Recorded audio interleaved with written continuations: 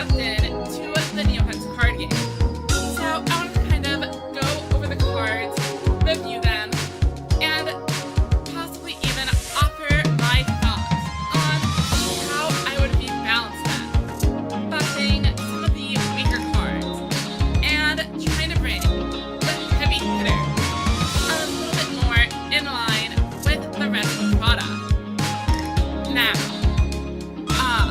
I have to say, they did a great job overall with the game. Neopets, as a franchise, is the definition of half-baked. Oh, I will lower the music. What was I saying? So, the main Neopets site is a Flash-based browser game. Obviously, Flash has been on its last legs for several years, and it's completely shut down. Many major parts of the site just don't work. Neopets also has a mobile game that is so barren. There is nothing to do after a single day of playing.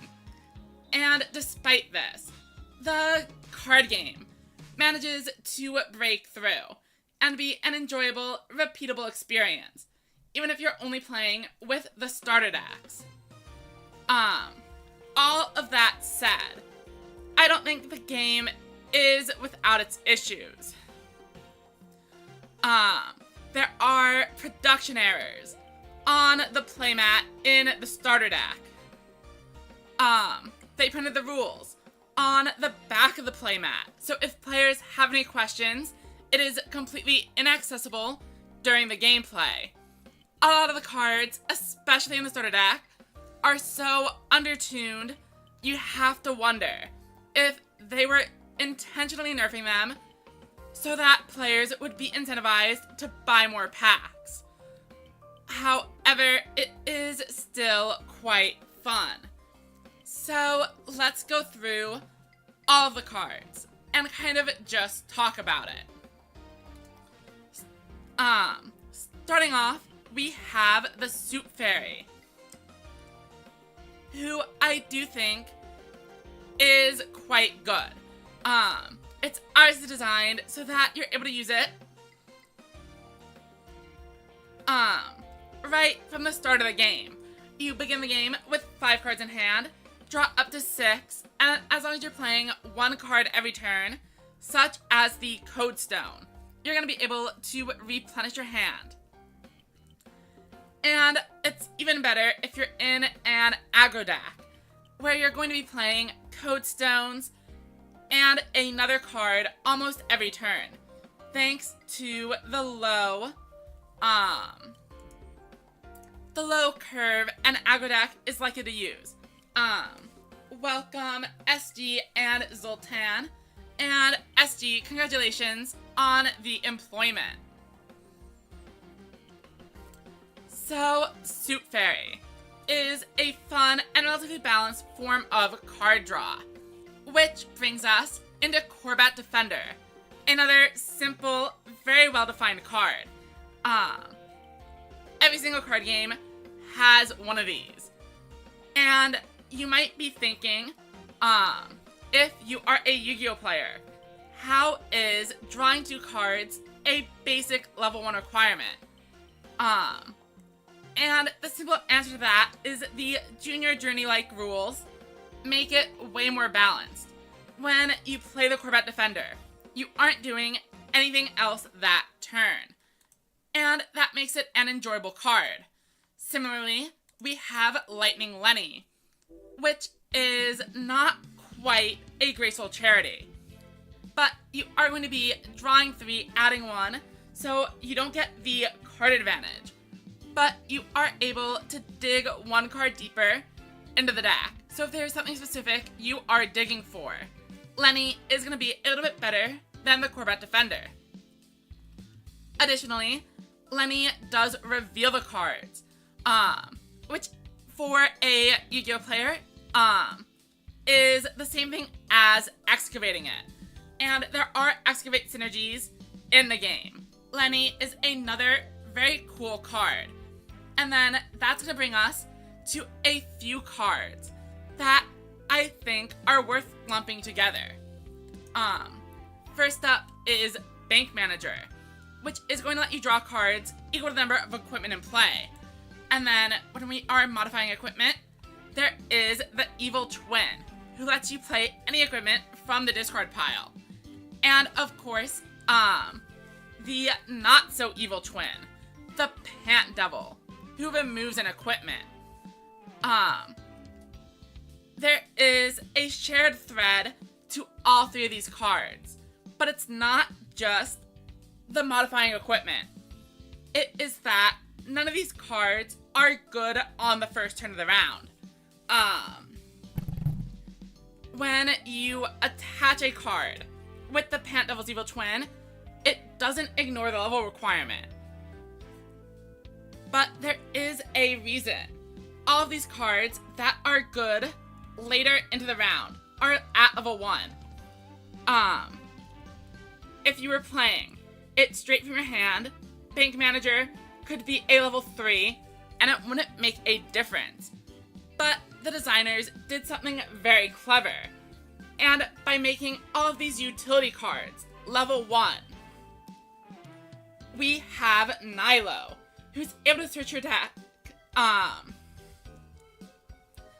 and get any of them straight from your deck at any time.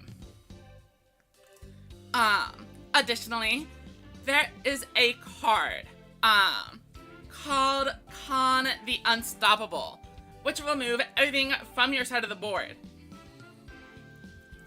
And by making the utility cards level 1, even if they aren't good until round 3, 4, or even 5, you're able to recover and play these cards after your code stones get removed. But now that we have covered a few cards that I think are great examples of the designers' love and care for the game, we get to our very first card. I think is probably a bit of a miss. The Shop Wizard makes you choose between one of these 4 types of cards. And then, if you manage to find the one you declare, you get to add one of them to your hand. And the other cards go back to the bottom of the deck. We have another card. Harry and Blue Bomb. Just like the Shop Wizard, it is going to reveal 5 cards. However, rather than adding one to hand, you get to add every single code stone you find. Now, obviously, the code stone is just one card type, whereas the Shop Wizard hits 4. And you're probably running more of... Actually, no, you probably aren't. So, not only is Harry able to get more than one card, you're also probably more likely to hit it, unless you are a fairy deck. The total amount of equipment, paintbrushes, and potions is going to be pretty low. So, I propose we make our first change. Sorry, I forgot to tab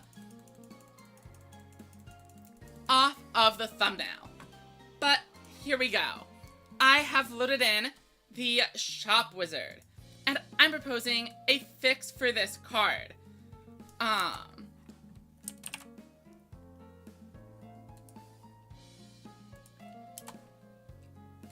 And it is a pretty simple one.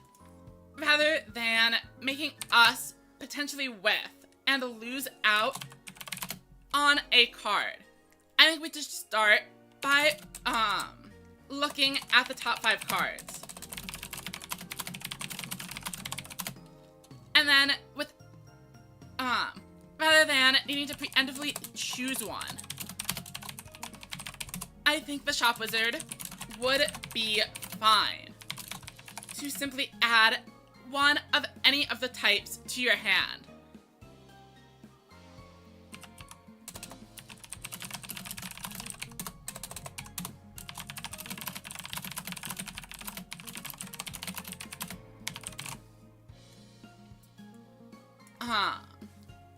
Basically, there is a recurring theme we are going to have in the cards, where there's a chance the card does absolutely nothing. And when you're only able to play a single card per turn, having something like a catcher or just coin flip effects with a no result possible feels pretty bad.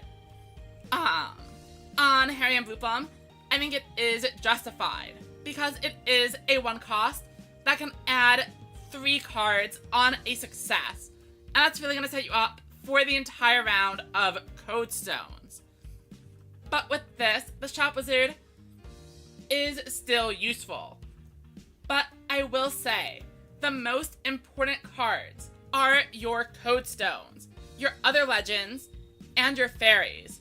All the cards the Shop Wizard does not pick up.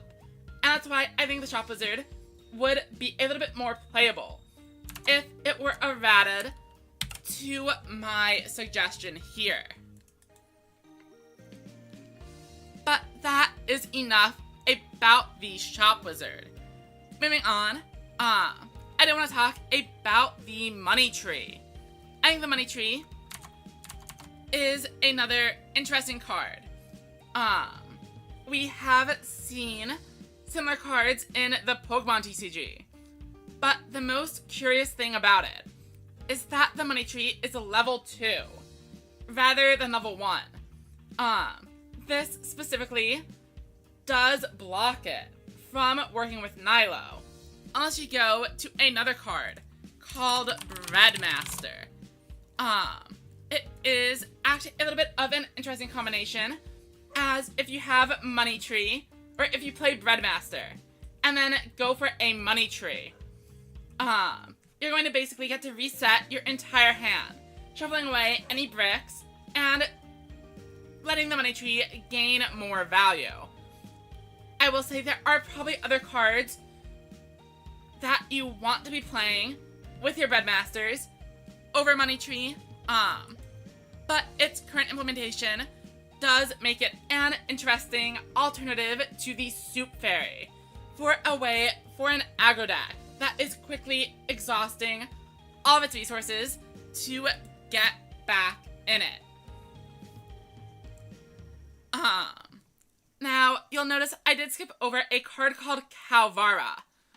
And that's because before we talk about Calvara, we need to talk about the worst feeling cards in the deck, and that is the potions. There are 4 potions, and all of them have this type of effect. You're going to roll a die, and on a success, which is a 4, 5, or 6, you get an effect. It's either 3 points into a stat or a heal 2. And like I was saying with the Shop Wizard, it feels really bad when you play a card, your only card you're able to play for an entire turn, and then it does absolutely nothing. So we are going to return into our little editor, and we are going to make a simple fix. And that is on a failure. Draw 1 card. So, notably, at level 1, Corbat Defender is able to draw us 2 cards from the deck, whereas these are only going to be 1, but they come now with an upside, and you're not going to ever be completely out of it. I do want to say there is also another card, which has the effect of simply drawing a card, but the hot dog does still have an advantage over these, in that food items do not take up your once per turn play. You're able to play as much food as you want. So even by eroding all of these potions, we are not going to actually disrupt the game balance that much.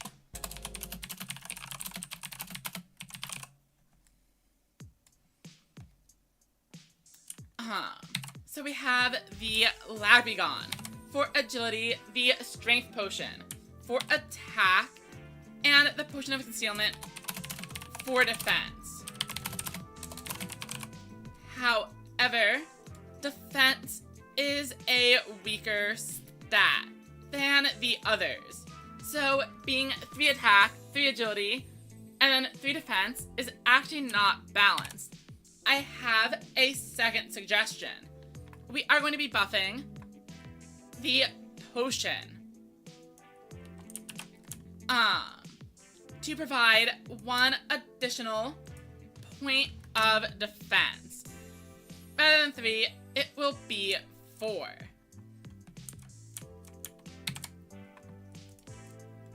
And then, as you can see, the Ubiquitary Elixir is only 2 damage healed, rather than 3, because they are able to recognize that a point of damage is worth a little bit more than a point of defense, or even attack in some cases.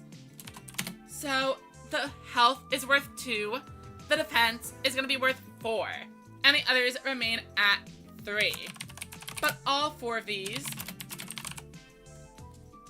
will allow you to cycle, rather than doing absolutely nothing, should you have an issue. Let's return back to the starter decks. And now that we have covered the potions, we are able to tackle Kalvara. Kalvara allows you to find any potion in the game and add it to your hand. However, this is incredibly undertuned. There is very little reason to play the Kalvara, as you're spending your entire turn to go search for a card, which is often then making you spend another turn for a 50% chance of doing absolutely nothing, wasting 2 entire turns, and guaranteeing you lose the round. So, how are we going to deal with this? There is unfortunately one other thing we do need to keep in mind before I go back here. If we search for other cards, you'll notice here the Aura's Elixir is also a potion. But it does not involve a die roll, like the main potions Kalvara is associated with. If we look up Kalvara, you'll see there is a Kalvara's potion, which lets you get a ton of stats, and a Marvelous Potion, which will also max out all 3 stats for a full turn and opponent's turn. So I want to put some synergy into the Kalvara cards, while also not making it too powerful. And there is a pretty good way to mend the difference. Cards like Fiora's Elixir or Judora's Potion do not have these dice rolling effects, whereas the traditional potions do. So I'm going to say, if that potion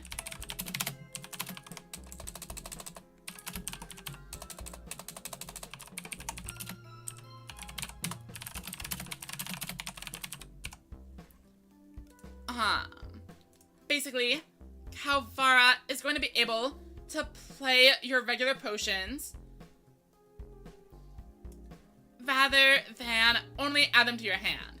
If you're getting a card like the Judora's Potion, which has other synergies, you're only going to be able to search it out. But if you're getting something like the Ubiquitary Elixir or Kalvara's more powerful potions, you now have the opportunity to play it directly from the deck, similar to how Nilo lets you play any 1-cost card. Also, it's worth noting, like with the Pant Devil's Evil Twin, we are not ignoring the level requirements. So Kalvara is not going to be bringing out a Marvelous Potion on turn 2 of the game. You do need to actually be the right level to play the card. And if you aren't, you're still able to go grab it and add it to your inventory for a later turn. And with that, I think the potions are in a much better spot. And it's going to lead to a ton fewer feel-bad situations over the course of the game. Especially in the starter decks, where all these cards are very basic. Even in this environment, the potions my play partner and I are constantly making fun of as cards that essentially just do nothing. It is a pure coin flip. But now we have reduced the dead air and made sure something is always happening when you play a card. Kalvara is not going to waste your turn. The potions have an effect if your roll goes poorly.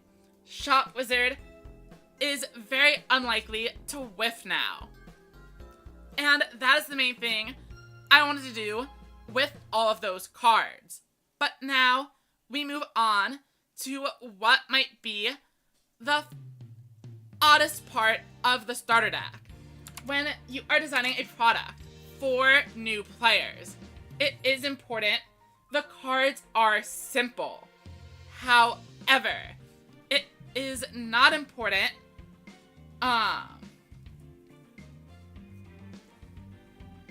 what was I saying? Right, so beginner cards need to be simple, but they do not need to be obnoxiously terrible. For example, we have the Amber Sword, and while playing starter deck versus starter deck, I actually kind of like this. It's a 3-cost equipment that gives you 2 attack. Simple enough. But then, you go over to the booster pack, and you find Judora's Cursed Sword, and it is a level 3 sword that gives you 2 attack. However, you're also able to play it for free if you ever find a way to discard it.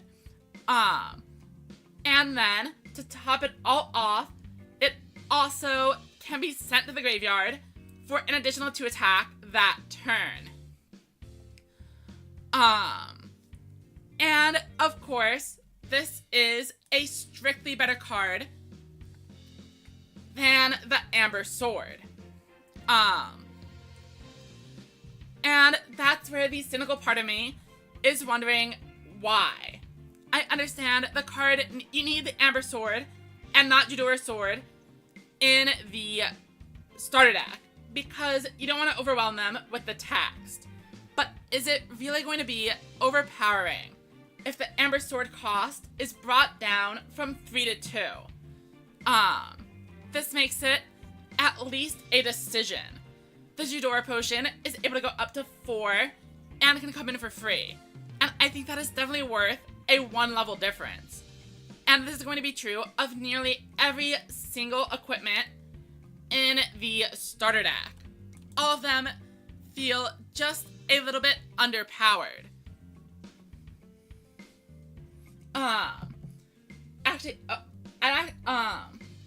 Go for Eno. We are going to get to that as we review the main set. The Nova Blade and the Duelist Dagger is another great example.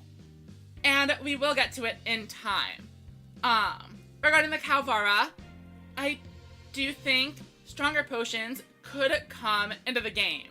But that is why I've made sure I don't ignore the level requirements, and it needs to be potions that involve dice roll. I don't want players cheating out Judora's potion or other themed potions later on. And it's just that I think that even if there are stronger potions, we aren't often going to want a card that only searches one out and then doesn't do anything else for the turn. And okay, so the designers said on stream there was no power creep. That is news to me. Given the existence of the Amber Sword and the Wooden Shield compared to Judora's Sword. I almost am inclined to believe the designers. I would not be surprised if all of these equipment cards originally costed less, but then some kind of business decision was made to nerf them so that players would have an easier time replacing it as they got into buying booster packs. So all of these 2-cost equipments are becoming 1-cost equipment.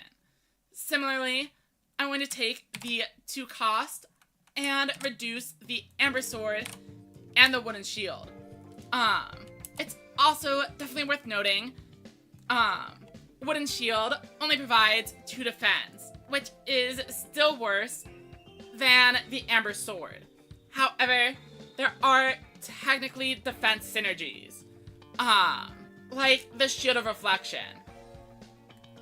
So I'm not going to do anything to it just yet, but I am going to be reducing Golden Coin Amulet down to 2 as well. And then as we come into the 3-cost, we are going to be reducing the Mysterious Amulet and the Sword of Domar down to 3.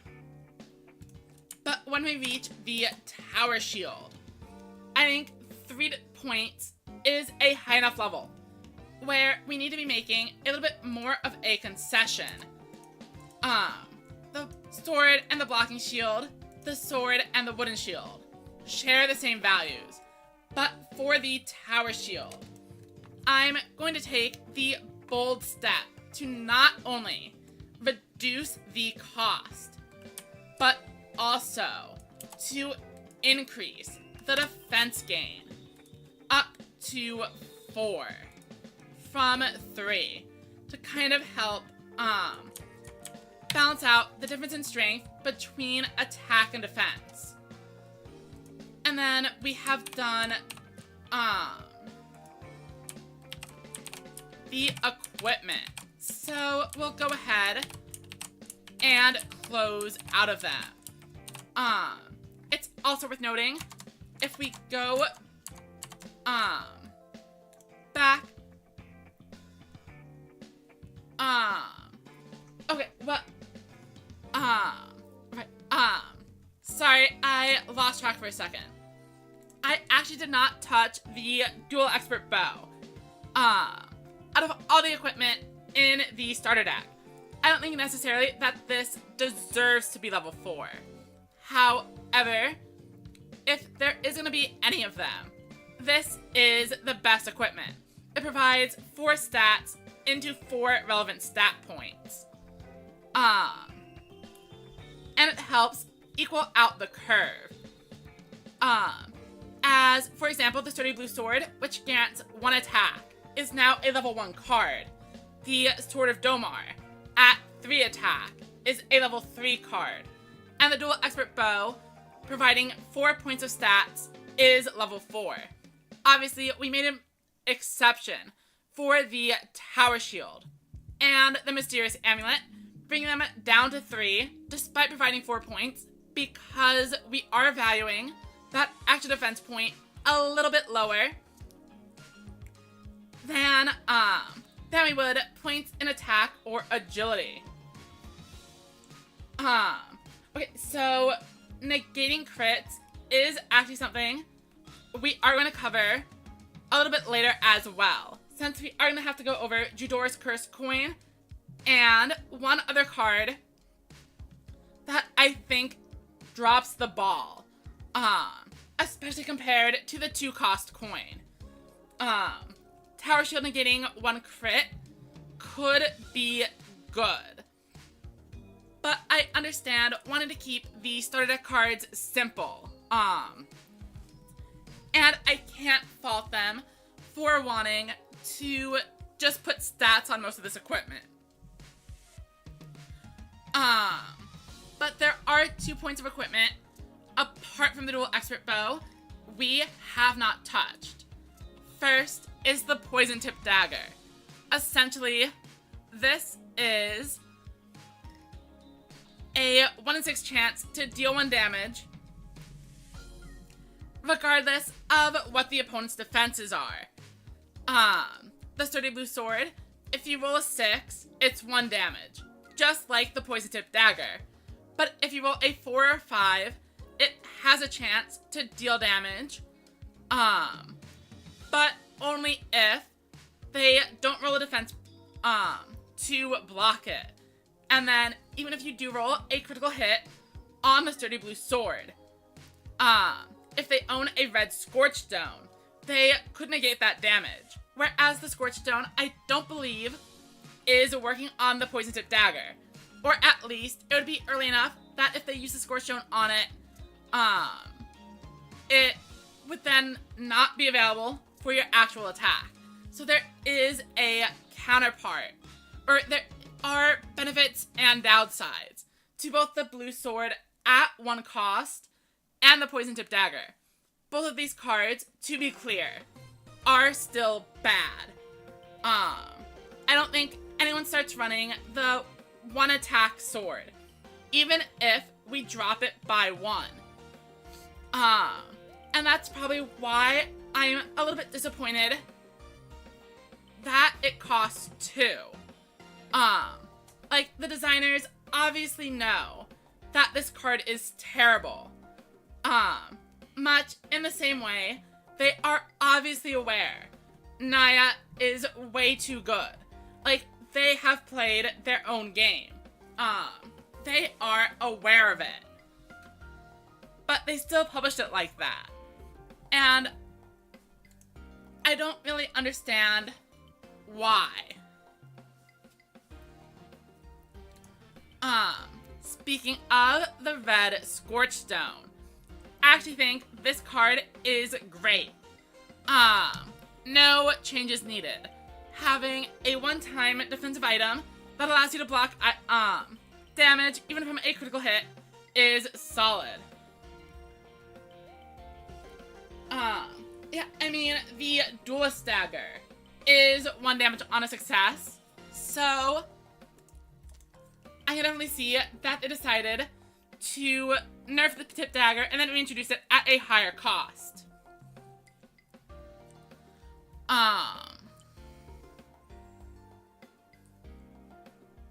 Now, I did think that the starter deck came with a Shield of Scorching for some reason, but I must be mistaken. And it's probably just something I did on Tabletop Simulator, so we don't need to discuss it just yet. So Red Scorched Stone is staying the same because it's good. Poison Tip Dagger is staying the same because it's obviously, like, intended to be not.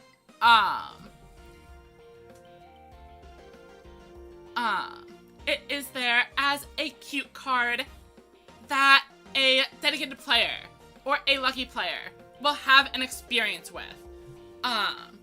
The Sturdy Blue Sword, all it does is add a point of attack. That isn't a wow moment because it's getting shuffled in with all of the other dice. But if a new player sits down at the table, drops the Poison Tip Dagger, and then rolls a crit 3 turns in a row for their damage, they're going to remember that game. Not every card in a card game has to be good. There are a few good reasons for making a card bad, and having memorable game states resulting from it is acceptable. And that's why the Poison Tip Dagger doesn't need a rework. While the vanilla equipment, like the Wooden Block and Shield, does not need to be level 2, and is boring. And bad in a boring way. Moving on, we have the Flaming Hot Dog. I think the hot dog is fine. There is an argument to make it a 2 agility buff, rather than 1 attack and 1 agility. That way the card has value, or the card is able to get is able to obtain full value on the opponent's turn rather than blocking or rather than wasting the attack buff. Additionally, the opponent isn't really going to be freezing you on your own turn. And that's part of why I'm a little bit disappointed that it doesn't cure frozen if you're already frozen. But it's fine because the hot dog is able to be played on the opponent's turn in response to a card like Frostbite that would potentially freeze you. So the hot dog, while we could change it to be a 2 agility buff, we don't need to. Regular hot dog, probably one of my favorite cards in the game. I love cycling. I love drawing cards. I think it's fine. Especially since it's a limit 2 game, you're not actually cutting down on your deck that much. Maybe at 4 copies, it would be even stronger. But I think the hot dog is fine. And I'm pretty sure a ton of players aren't even making the space in their deck for the hot dogs in order to fit in more tax. So it's in a relatively healthy spot, at least for now. And that is going to cover our Uni starter deck. However, we do need to head on over to the Star Your Car starter deck, which has a few unique cards of their own. First up is the Aetha.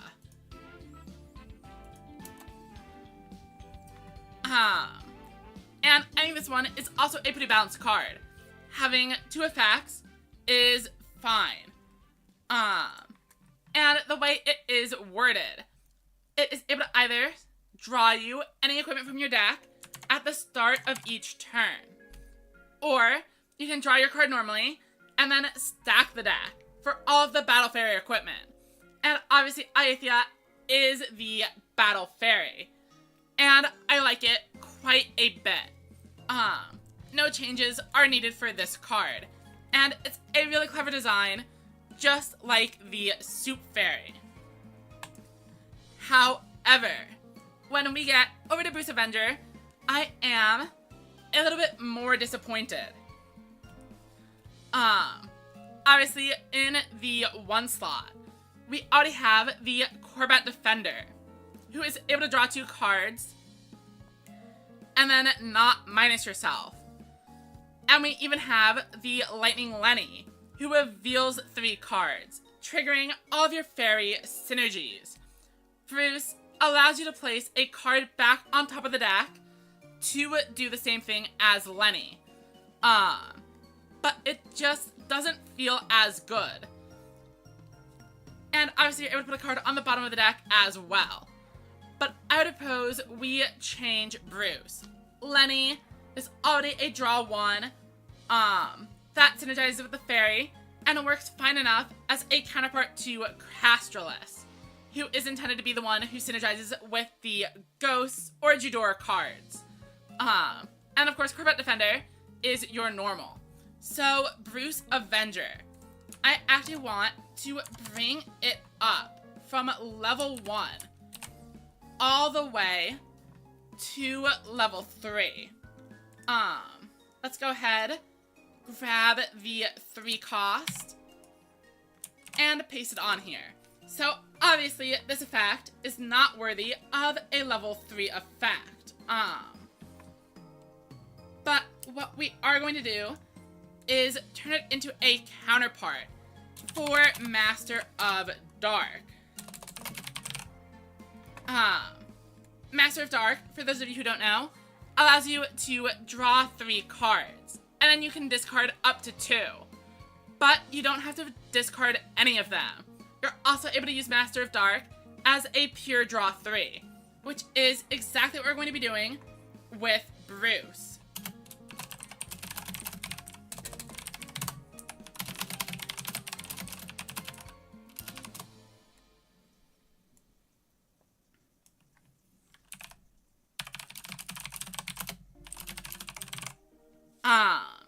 However, this still isn't quite good enough, as we already have a card in the 2 slot doing a very similar thing. in the one and only Dr. Flexo, who draws 3 and puts 1 back. Kind of a boosted form of the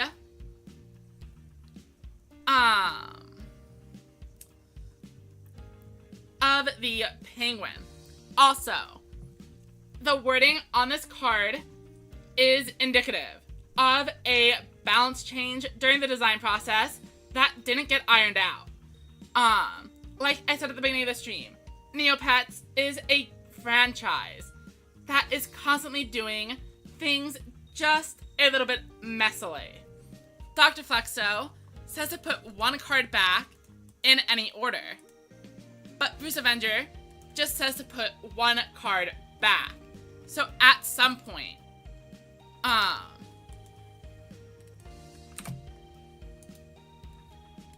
Dr. Flexo must have also put back 2.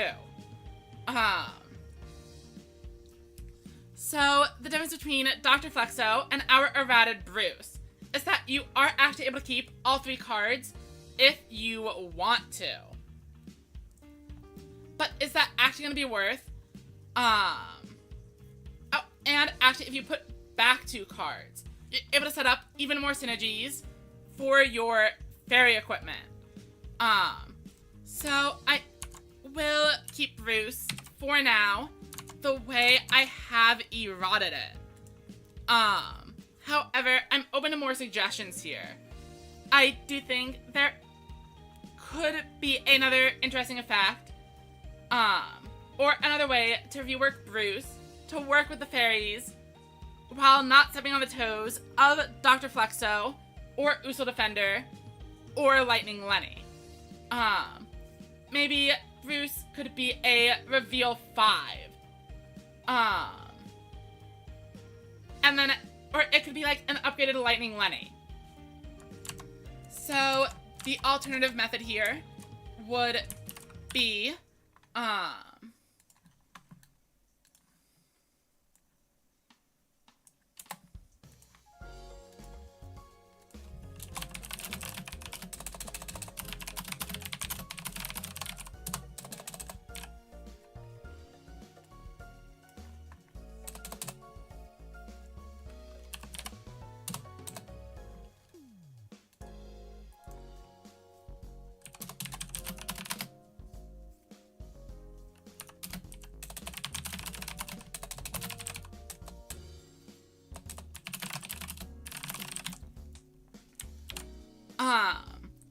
so Bruce could be something like this. Obviously, it would need to be a level 3, but it'd be like an upgraded version of Lightning Lenny, revealing a bunch of cards, and then adding 2 or 3 to your hand. And it's also the midpoint between Lenny and Judge Hog, who reveals 5 and lets you play all 5 of them, rather than just drawing them,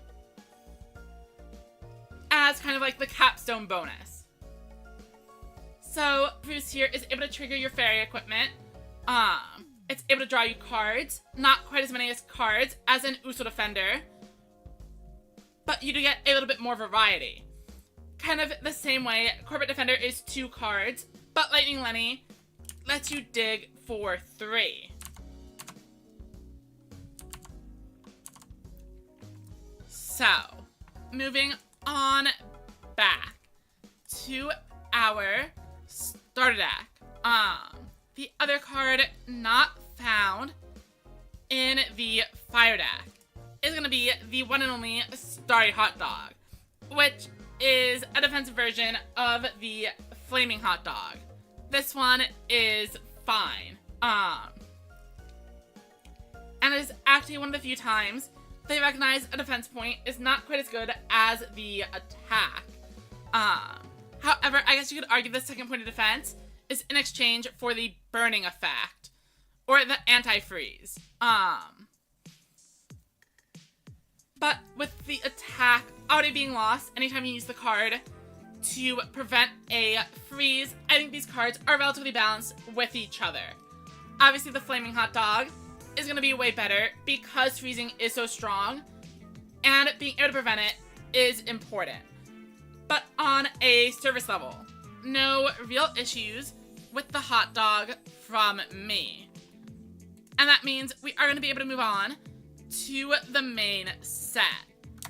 We're going to make sure we are hiding the variants, as we don't need 8 versions of every single pet. 4 is already enough. As you can see, there are 260 cards in the set, and over 100 of them are just Neopets, because there are so many variants on every single one. We get to Athia as our first card with text on it. But more importantly, we have Judora. Judora is an incredibly powerful round 3 card, allowing you to repeatedly use all of the resources from the game one more time. However, in exchange for this effect, all of those cards are voided and become unusable by other cards that are able to copy effects from the graveyard, such as Meuka. Overall, I think the Judora is powerful, but it is also very obviously one of the main bombs in the set. It was designed to have a wowing effect, and it succeeds. Unfortunately, Marina does not. And I actually have 2 problems with Marina. The first is from the deck building perspective. If you are including a bunch of potions to combine with this fairy, Marina is going to leave play after one of your 3 rounds. And then all of your cards in your deck are going to be terrible because you're running a bunch of potions. Second, and this is the one we are actually going to be able to fix, is that Marina's design pigeonholes her a little bit more than it needs to be.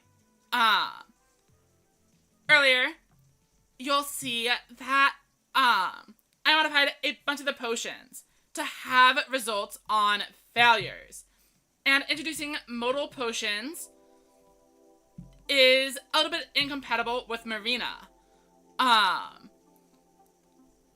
But it's not just a success-failure thing. For example, we have an Amulet of Chaos, which lets us roll a die, and then has 6 different effects.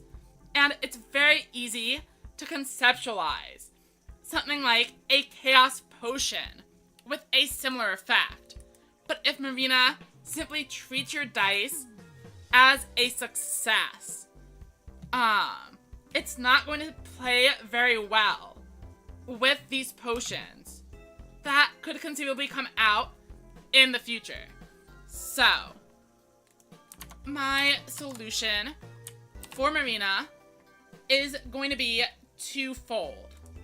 First, obviously, we are going to be just removing this effect.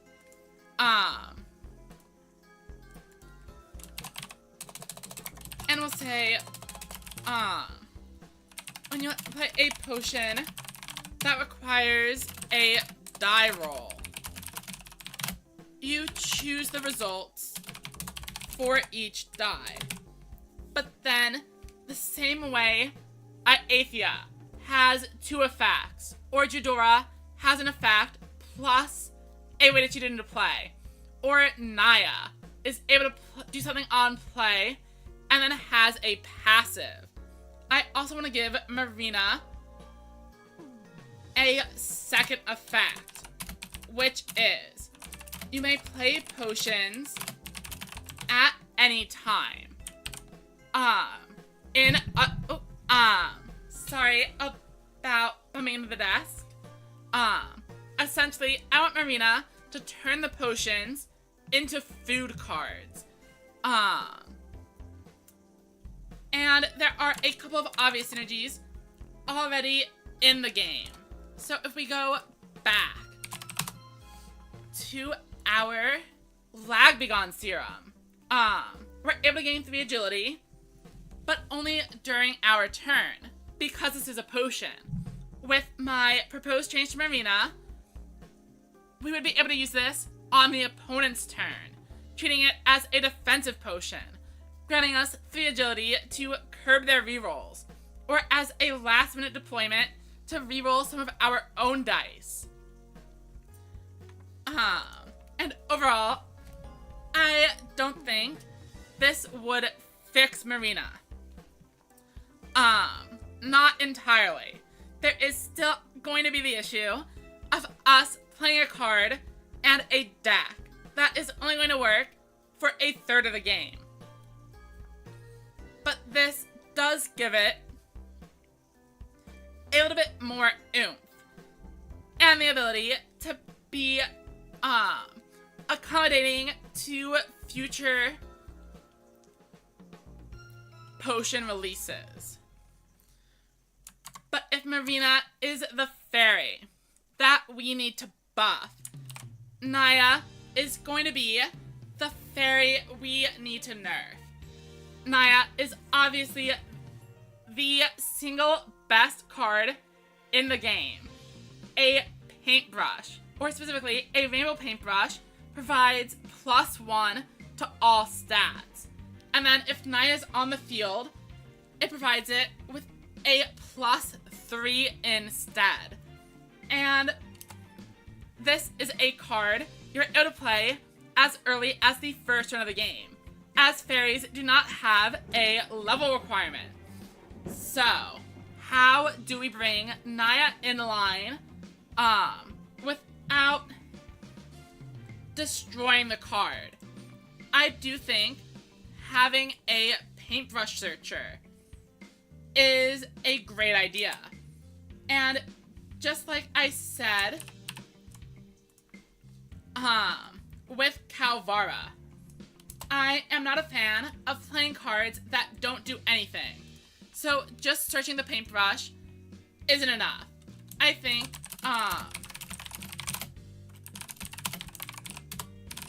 we are able to keep the first part of the effect entirely intact. Search a deck for a paintbrush and play it or add it to your inventory.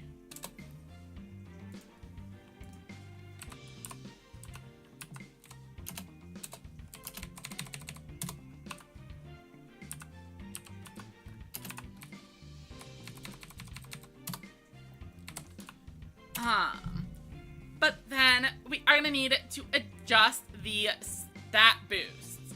I think boosting the stats is fine. But we are able to make it not as intense. For example,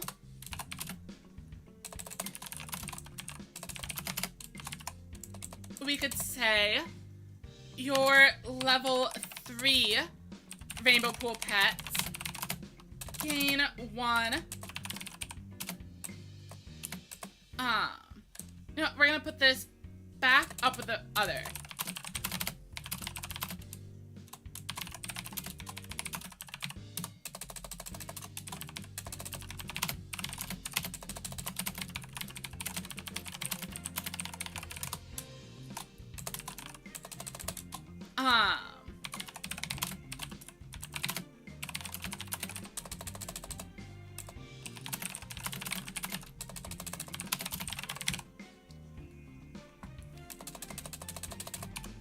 So here is my suggestion for Naya.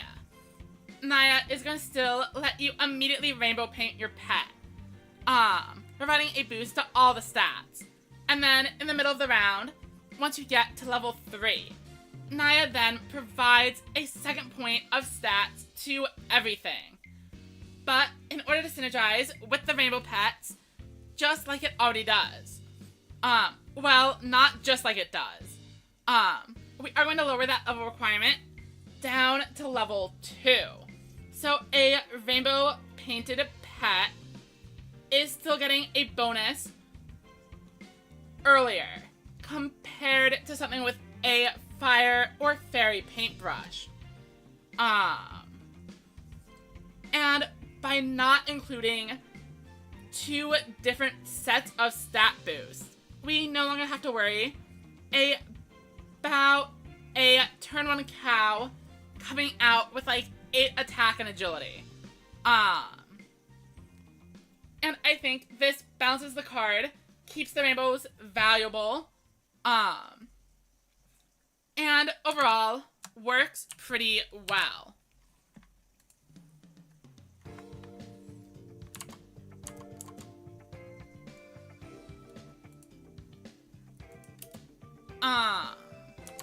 Before we move on, I do want to take a second to check on the YouTube stream, since my OBS is not cooperating. There is a thunderstorm going on.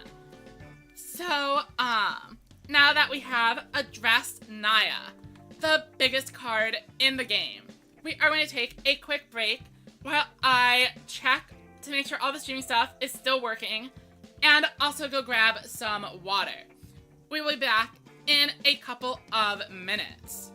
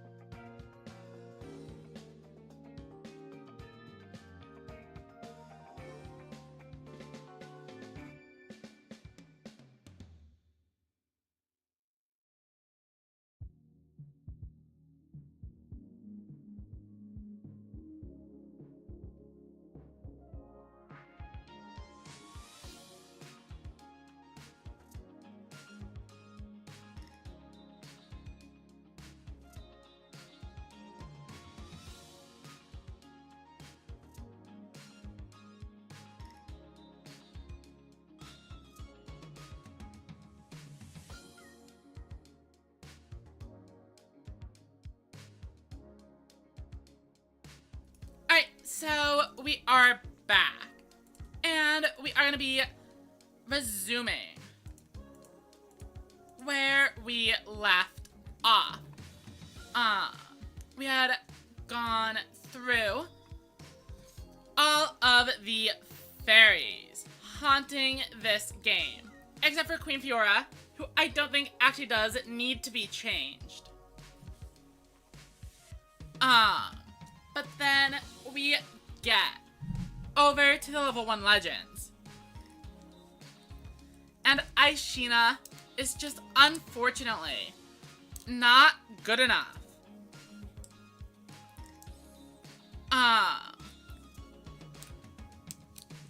Obviously, this card is going to be terrible. I'm going to show you guys a card.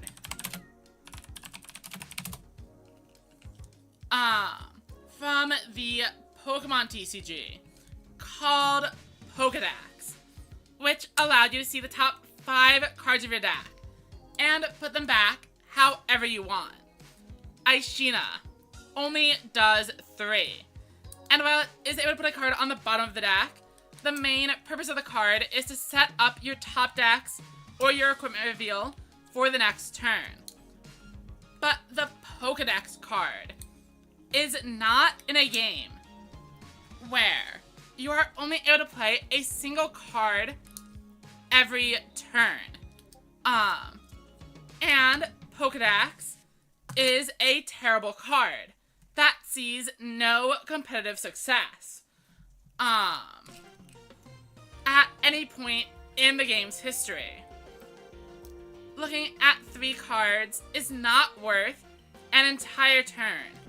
This card could be level 0, and it wouldn't make a difference. Unfortunately, we have already buffed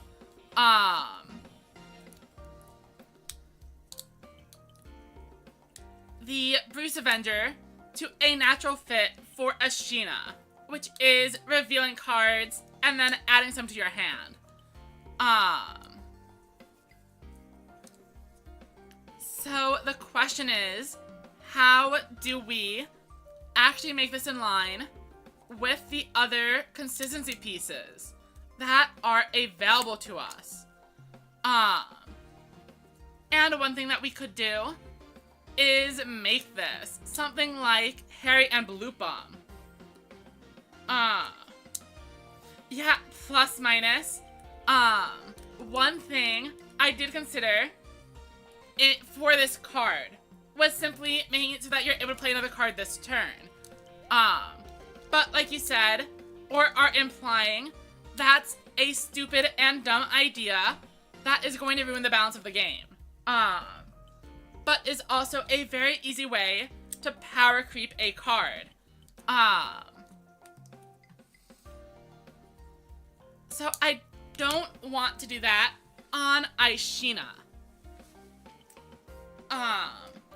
One thing I have considered is making it a Harry and Bloopum for equipment. But the thing is, we already have the Shop Wizard.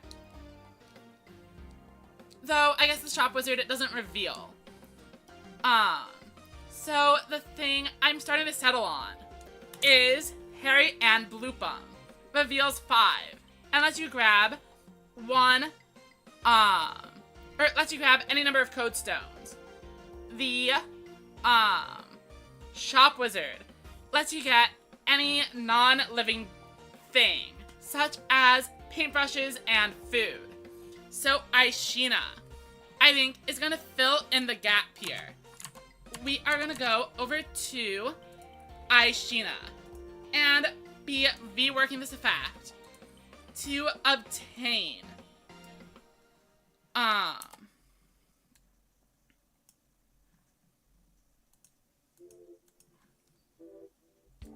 why is it not going? Okay.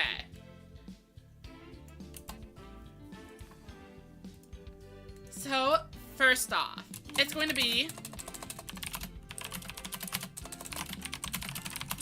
a reveal 5. So, just like Harry and Bloopum, you're going to get a lot of chances for your reveal synergy here. And then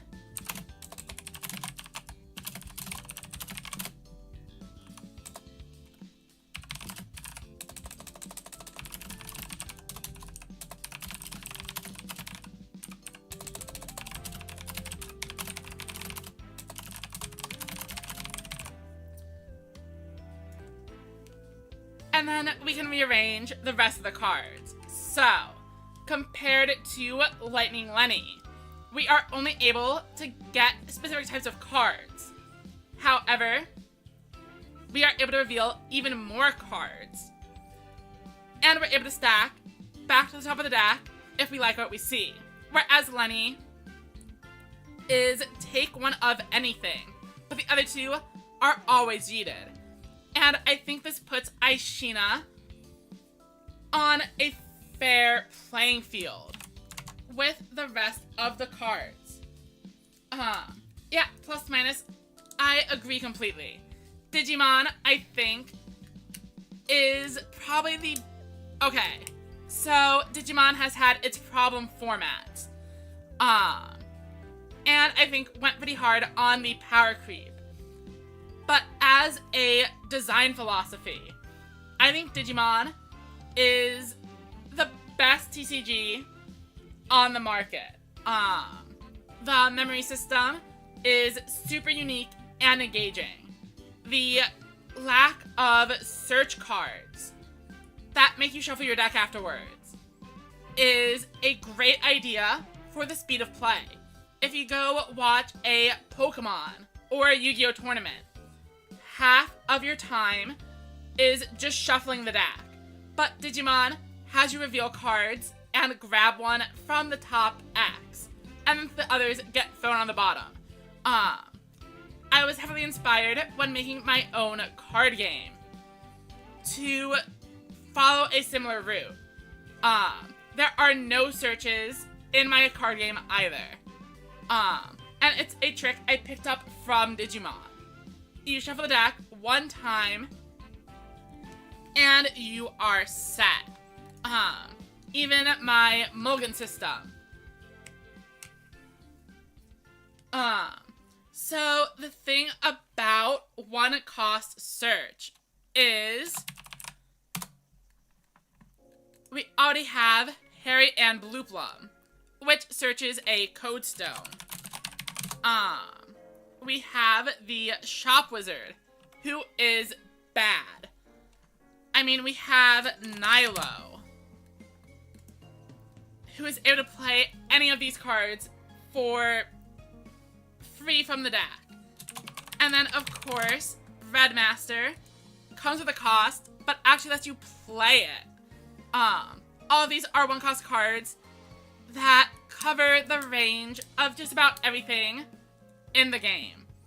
I think, something to keep in mind is that Aishina,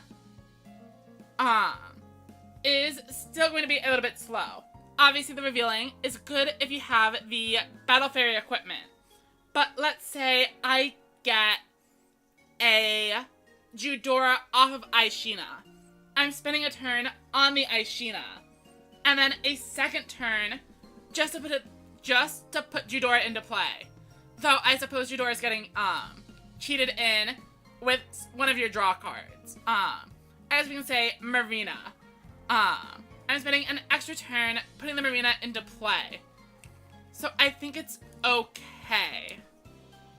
I mean, even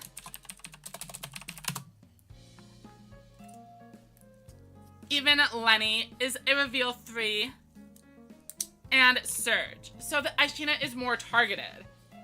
I've been looking up all of these cards as I mentioned them, but I forgot to show them on stream. But Lightning Lenny, Harry,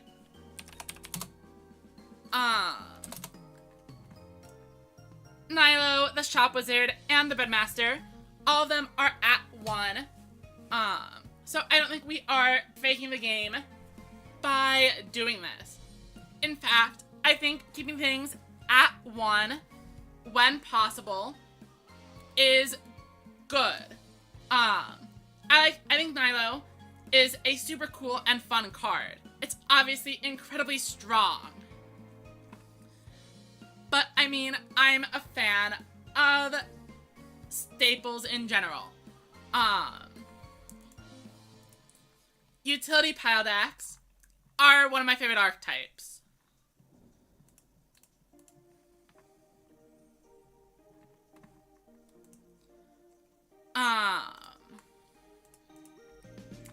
So Aishina did take us a while to get through. We've covered most of these draw cards. So next is Ulrich the Great, who is an actual search card. Now, I do think it is bad. Obviously, the 1-cost cards, see play, and the 4-cost ones that search out the level 5s also see play. I'm not going to make an edit to it for now, since I think there's a chance, well, actually, maybe it is worth making a little change here.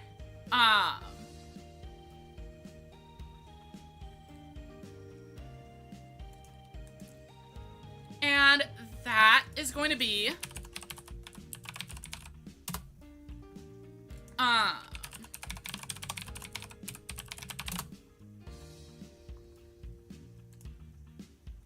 taking a page from, oh, what is this guy's name? Orig.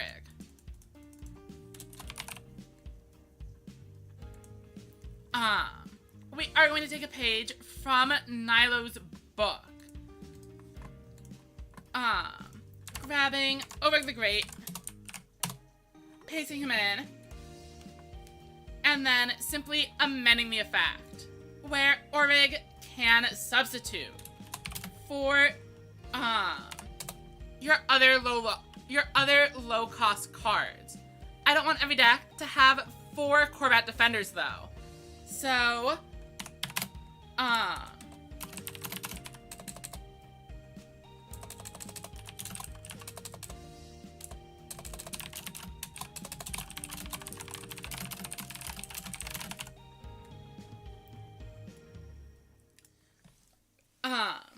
basically, the thing I'm trying to do here is allow Orig to directly substitute for a Dr. Flexo while still serving as a generic search.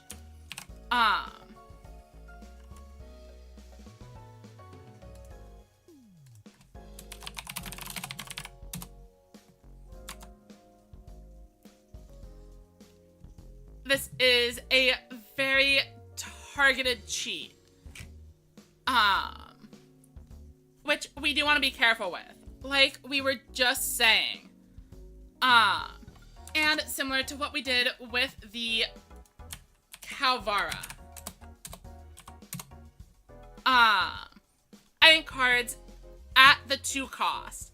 You don't really want them to be doing nothing. That is why Orig is not seeing play. It doesn't do anything. Just like Calvara. All it does is get you a card for later. But I don't want Orig to turn into just Combat Defender 3 and 4. So by making it a level 2 substitute, that can also search out your high level cards. I think it remains relatively balanced while earning a spot in the deck. A lot of players are on the level 2 Dr. Flexo and would appreciate having another copy of it.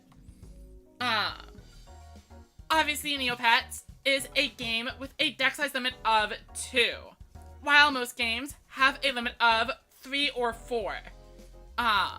So a card like this helps kind of turn those cards into their 3rd and 4th copies. It is a small change, but definitely an impactful one. As we move on, down the Defenders of Neopia, Siona is a double search, so I don't mind this one being a no play card. Like, Orig can get a Siona and then recover 2 legends from the graveyard. Obviously, Combat Defender lets you draw 2 and +1 at level 1, but this one is targeted. And I don't want players to be able to Nilo it either, so we are going to leave it just as is. Honestly, you could argue maybe it'd be okay at level 1, but I don't think it is necessary. However, Torchio is a card we do need to talk about. Torchio negates the effect of the opponent's equipment for a round. However, at level 1, we are able to just remove a problematic equipment anyway. And then, at level 3, we are able to remove the problematic equipment and also play another card. And Torchio providing a 1-round negate is simply not as impactful. Obviously, against specifically the battle fairies. Shutting off the equipment can be useful. But I think there is an obvious thing Torchio needs to be doing. And that is target 1 equipment your opponent controls.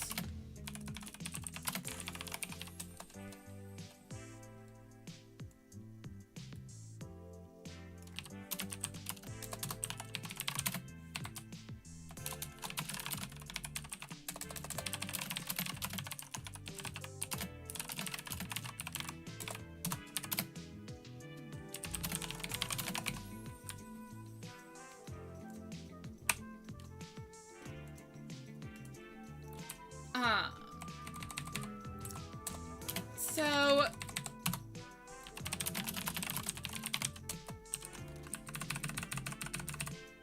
it kind of fills out the curve.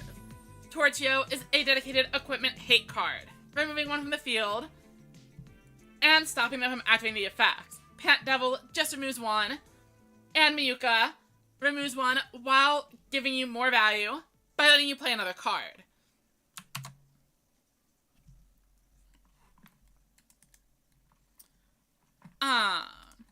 But after Torchio, we are going to return to the main set. Blackwing, I think, is a great card. Oh, wait a second.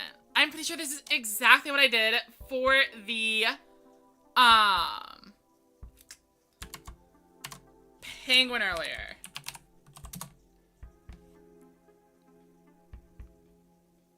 Oh, no, this one actually lets you add 3. Huh. Okay, so I do need to change Bruce, unfortunately. I don't think this effect is really compatible to having Blackwing in the same slot. They are way too similar.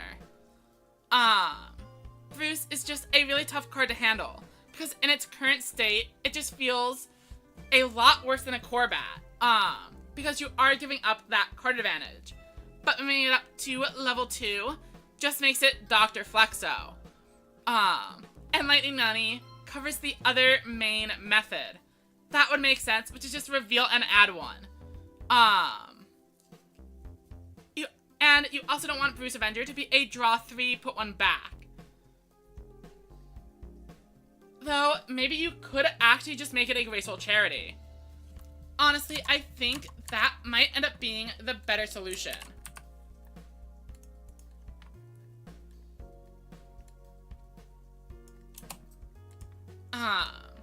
Obviously, Corvette Defender is already quite strong, so Bruce could end up being even better, especially considering I'm turning on a synergy with it. Oh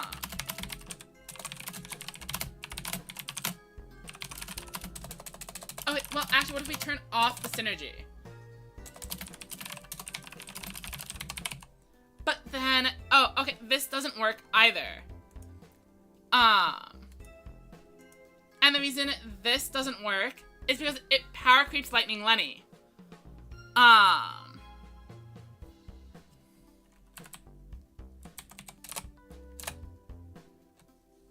Except it doesn't reveal them, but it lets you get so much deeper into the deck.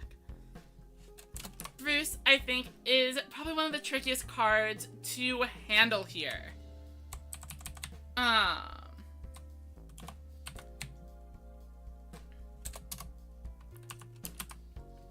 And then if we do this, we can compare it to Dr. Flexo, who then is one less card. but lets you put one on the top. But then this still feels, obviously this would be at like a 2 or a 3 cost. Not at 1. So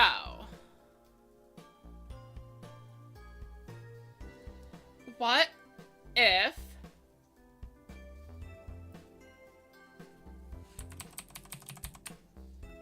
we made this a little bit more interesting?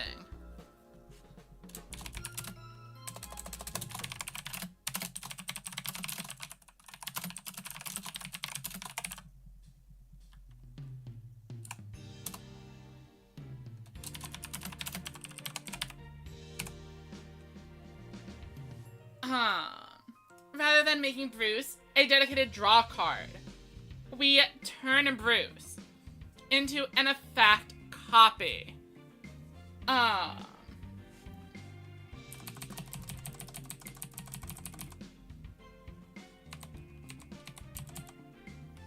However, I think we do want to make sure we aren't ignoring the level requirements.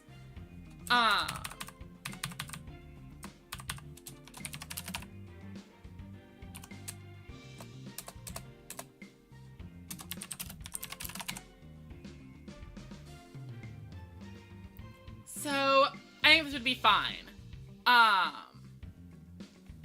Is it fine as a 1-drop?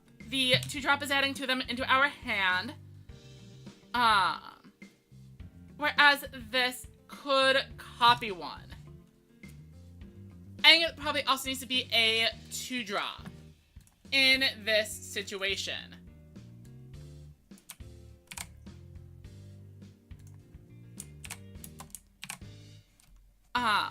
So getting the Blackwing has led to a change again over to our Bruce. But I think Blackwing is fine as is. Next up, we are at the one and only Captain K, who is fine.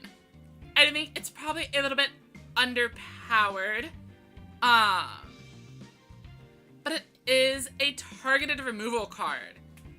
And I'm kind of afraid to touch them in this initial balance pass. I don't want to make hand control too powerful. Currently, we also have some cards like the Tax Beasts. And these cards are not that good. The main reason for that, though, is the existence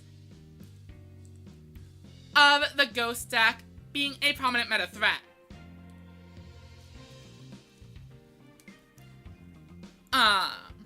So you theoretically could lower the cost on some of these tools, but I would rather not.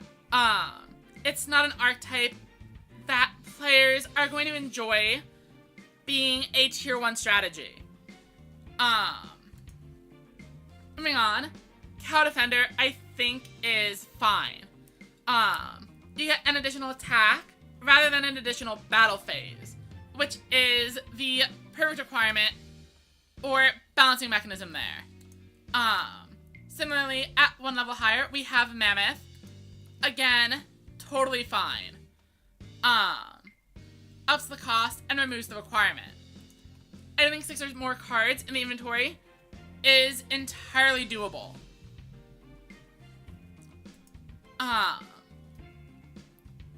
The Mass Intruder.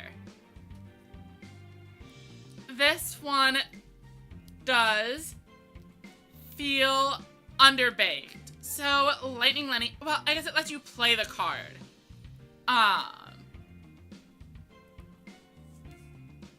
It hits the same breadth as Lightning Lenny, but lets you play a card in addition.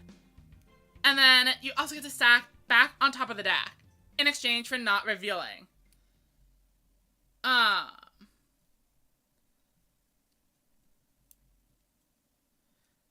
Oh, when you said launcher with discard synergy, I thought you were gonna mean the cards like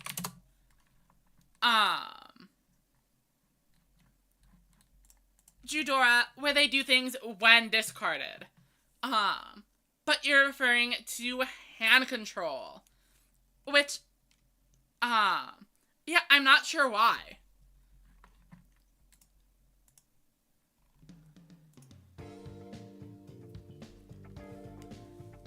I'm trying to think if that is something I have in my game. I think maybe the burn deck might.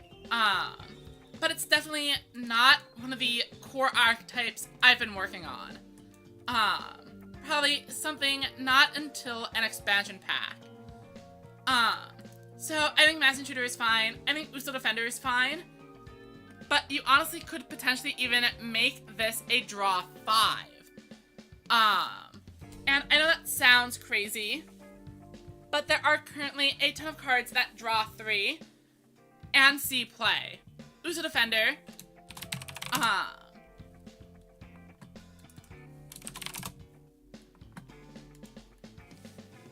is less popular than Eyes of Dark, because Eyes of Dark is able to synergize with a ton of cards with discard effects. But Uso Defender is probably fine as is. As the game goes on, I wouldn't be surprised if there was a draw 5 version of it though. Some form of power creep card.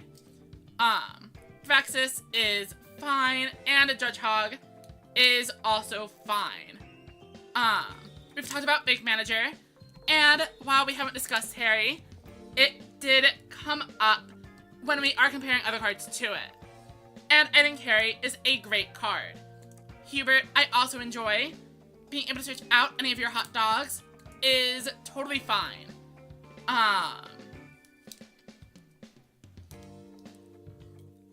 And the thing about switching out in a gate is that players actually do get the ability to start playing around it to some degree.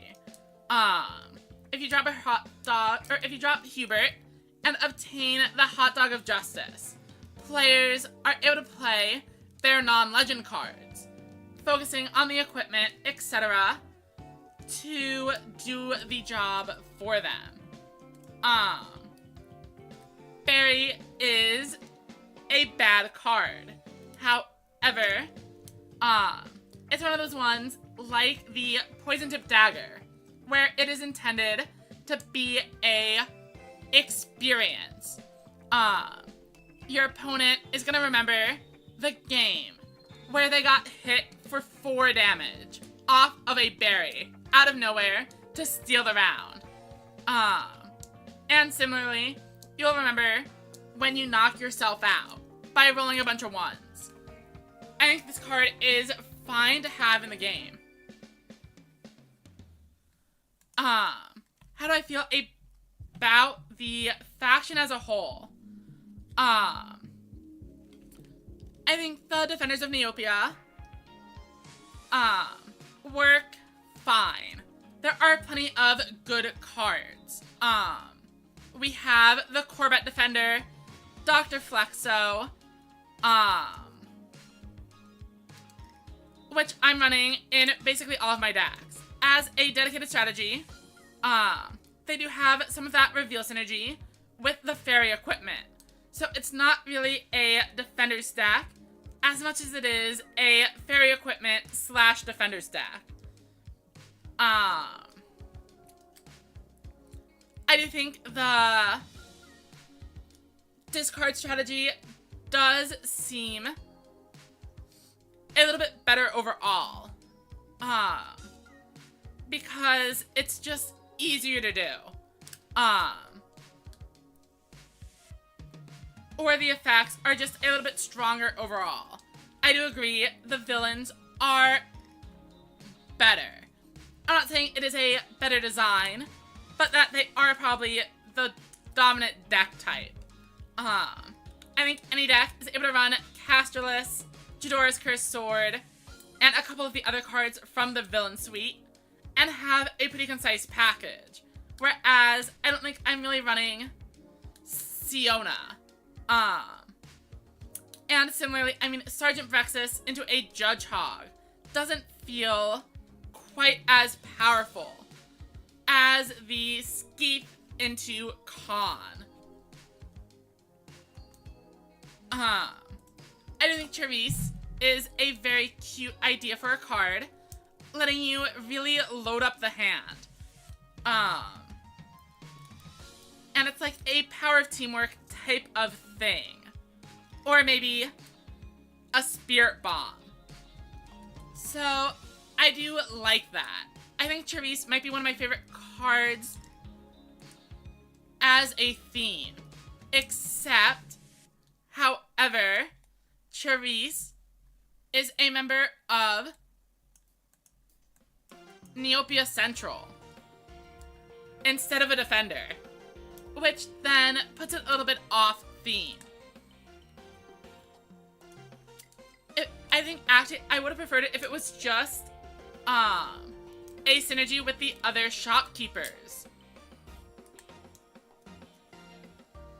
I mean, I guess Harry isn't a shopkeeper.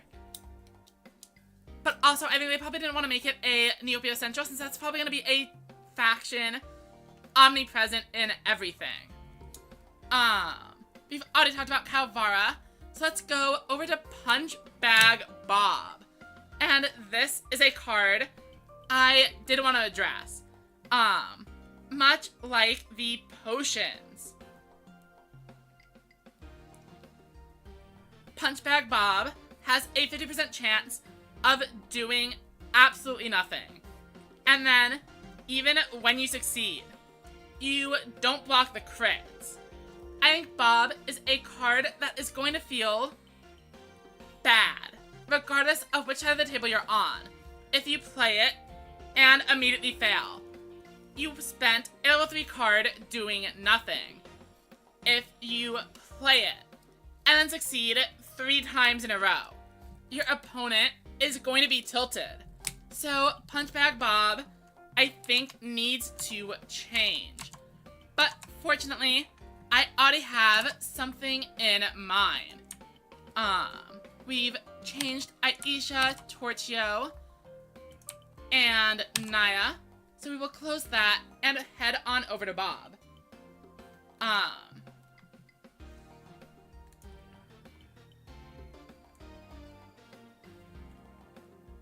We are going to keep Punch Bag Bob in play. But we are going to be modifying the effect text. Rather than blocking all blockable damage, what this card is going to do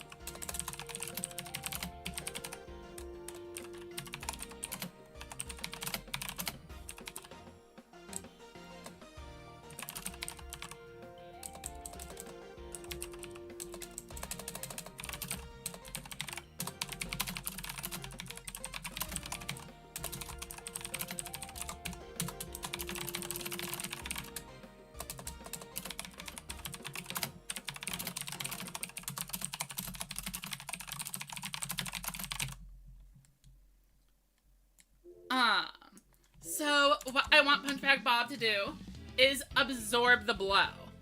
Basically, let's say your opponent comes in with 10 dice, and they roll a big high roll turn with 8 successes. What Bob is going to do is take the lowest 5 results. In other words, the 2 failures and 3 4s. And it'll remove those from the damage calculation. So if the opponent rolls average, then Punch Bag Bob still isn't doing anything. But it is, well, actually, and then,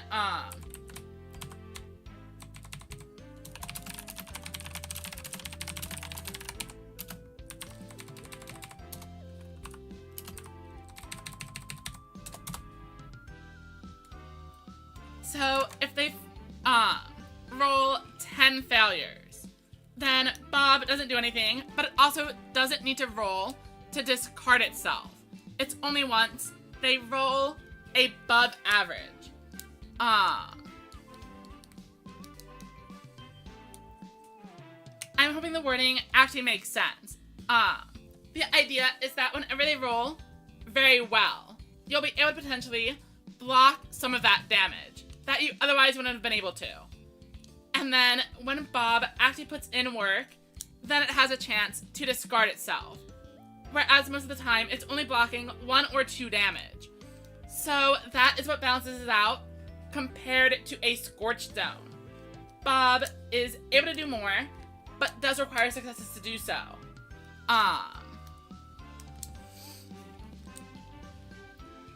And then by ignoring 1 or 2 of your opponent's successes, it makes it easier to block the rest of the non-crit damage, which is what Bob is already doing. Bob only works on 4s and 5s, but in this scenario, if your opponent rolls 3 dice or 4 dice and they are all crits, you normally wouldn't be able to block that. But with Punch Grab Bog, you do manage to block the 2 damage, you take 2, and there's a chance for it to stick around. Hopefully I have explained it well enough, because I want to move on. Dr. Death is obviously a bad card. It says lose the round on it, or it implies it. But I'm not going to change it because it's there as, I imagine, mostly a joke, but also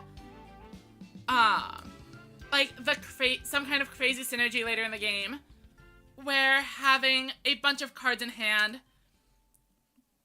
could help you.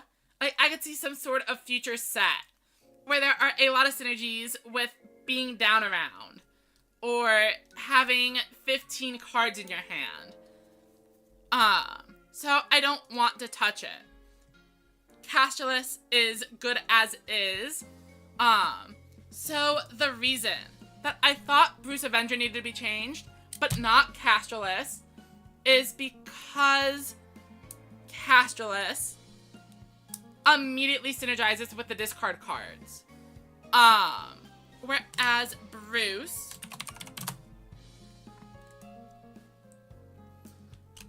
is able to put a card back on top, but then even if you put one of the reveal tags on top of the deck, you still need to have another equipment in play to reveal that card. Whereas Casterless is drawing to and potentially triggering your Cursed Sword on its own. Tax Beast is a little bit underwhelming, but like I said, I don't want to touch control cards too much.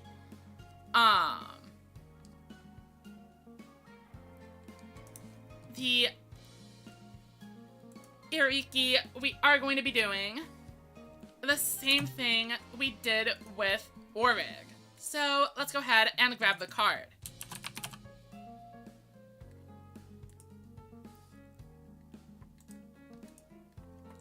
And head on over to Paint.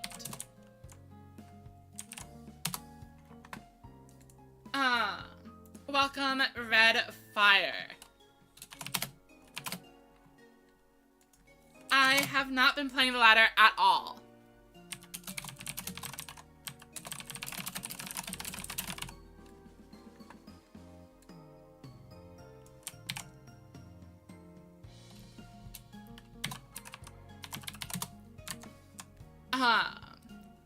But I hope everyone has fun with the Cyber Dragons when they release. So Iriki, an easy and quick fix. Given we already did its counterpart. Moving on, we have Sarah and Daisy. Obviously, Foolish Burial Goods. And the Battle Compressor. All cards that are good in their respective games. Sarah and Daisy, totally fine. It's a cute effect, something I would expect to be in the game, and one that already has enough synergies to potentially make a 1 copy worth it. Balthazar is pretty interesting as well, potentially shutting down an opponent's plays, but being at a high enough cost. that a card like Soup Fairy might already have gotten 2 or 3 cards with its effect, which I think is balanced. Eyes of Dark, also perfectly fine. And then Kasuki Lu. I think is a little bit undertuned. I think Kasuki Lu should have a penalty for the player in the lead, similar to a card like N in Pokemon. Hand disruption is only good if we're actually disrupting the hand. And Kasuki Lu also never has the benefit of a card like N or Cynthia, where you're able to shuffle in a few cards and get a lot out of it.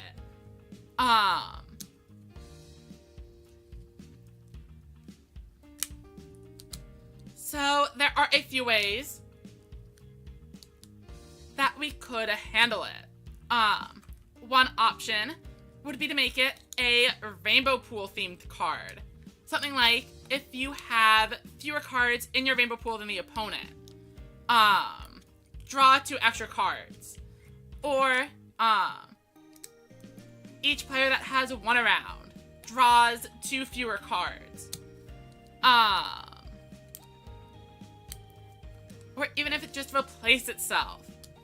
Or, actually, hold on. There is a Pokemon card that I am trying to remember the name of.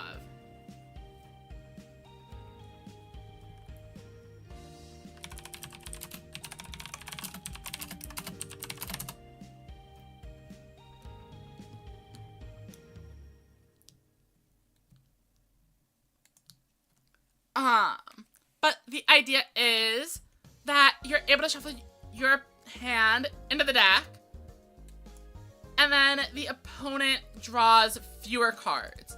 Oh, you know what? I think Judge is the easiest one. I think Kasuki Lu should become Judge. So it is a way to deal with, as you might recall, the Heroes of Neopets have a ton of cards that require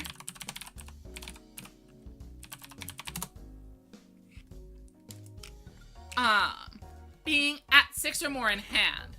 So what we do is we grab Kasuki Lu,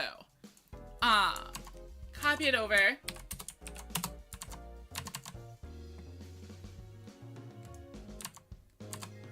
and let's modify this effect.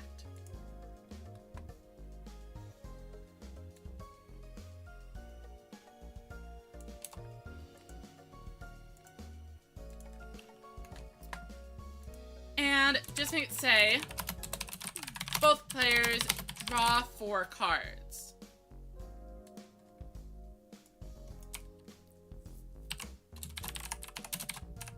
So if you are out of resources, you are able to use this to restock your hand. If your opponent is sitting at 10 cards in hand, they are able to be disrupted in a reasonable way. But it doesn't leave them completely without options either. Remember, at the start of their turn, they are still going to have 5 cards, which is a full hand at the start of the game.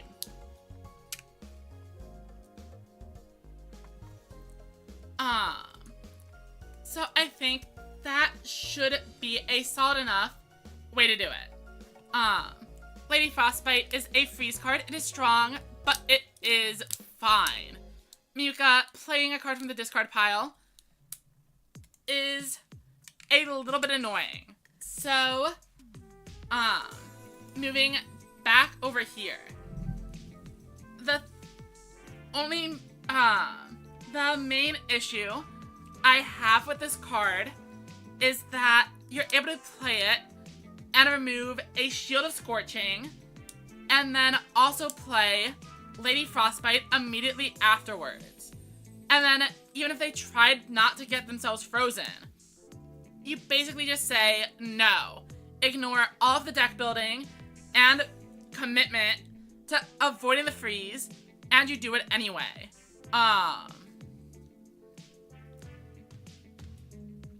But I'm not sure if there's a good way to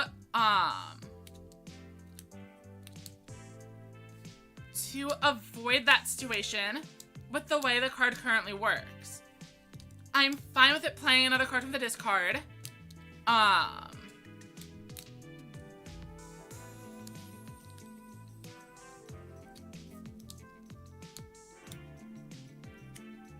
mean, it could just ignore legends and make you play something like an equipment back. But then that does take a lot of the bite out of the card as well.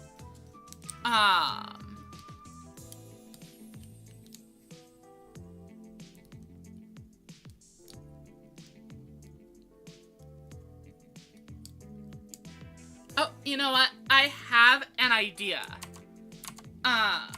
What we are going to do to Miyuka is make it a more obvious discard synergy.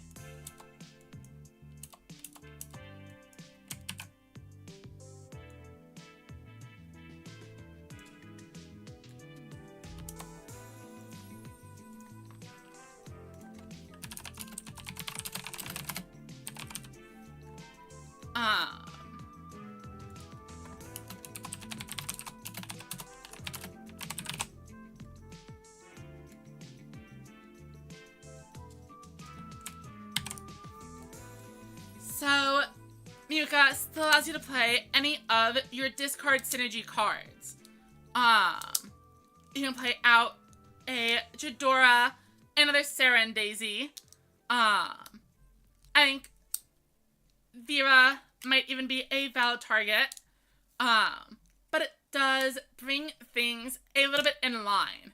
And it stops some of the more annoying cards, like Lady Frostbite, from being played. And it also means you aren't able to play something crazy like a con. If it happens to be turn 5.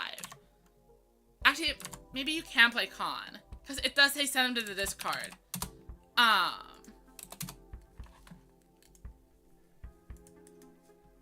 But I hope you get the idea. Oh, did I not bring it over? This is my plan for the Miyuka. After that, we are getting over to one of the biggest things we definitely need to be addressing, and that is the Ghost Loop. Ghost Loop and his equipment cards were changed such that they no longer work with the ghost effect. For Ghost Loop, the solution I propose is pretty simple. We are simply going to undo the nerf.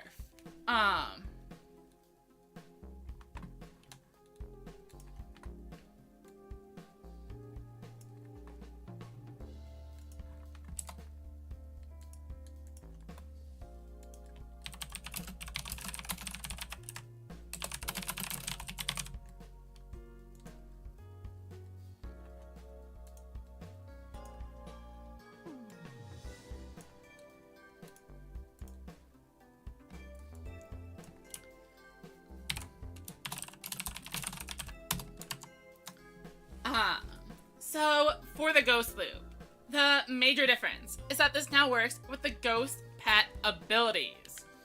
And is able to deal 2 damage. That might sound pretty strong. A 3-drop that nearly guaranteed deals 3 damage. However, Battle Fairy Dagger, when you are stacking your deck, is a guaranteed 2 damage every single turn. So I don't think the Ghost Loop is out of line here to be able to also deal the 2 damage, and require 2 discards in order to do so. Given you are only able to play a single card per turn, you can't play the Ghost Loop and then start dropping cards like Casterless or Master of Dark to discard cards, whereas the Battle Fairy Dagger can even be set up ahead of time.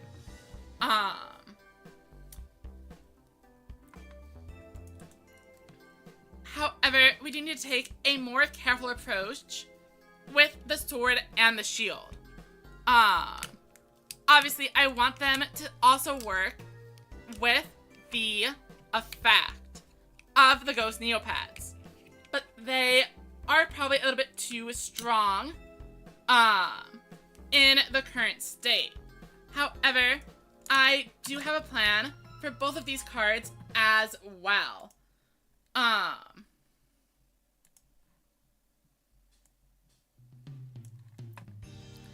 And we are going to be doing the same fix for both of these cards. So whenever a card is sent from your inventory to the discard,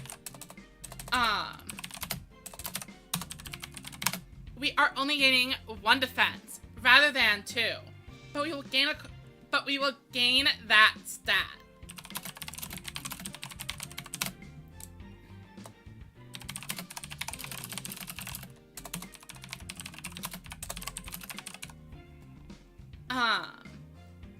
And this makes it so that you are only getting half of the effect from the initial thing, but if you combo it with a card that discards more, you're able to get even more value out of it.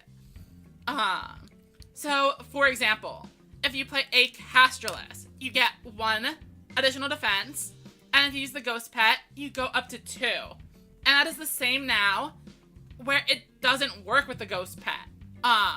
And you just get 2 points for the Casterless.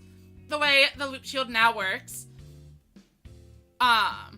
fixes the confusion in the ruling, and also provides a little bit of potential upside without breaking the card. Welcome, Virus. I'm not super familiar with what a combination Deadpool Wolverine would be.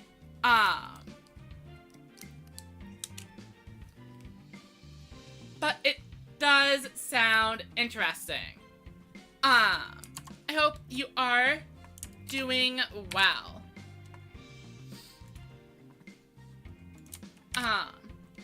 In any case, we are also going to be fixing the Loop Sword in the same way. Except, of course, we are going to make it attack rather than the defense.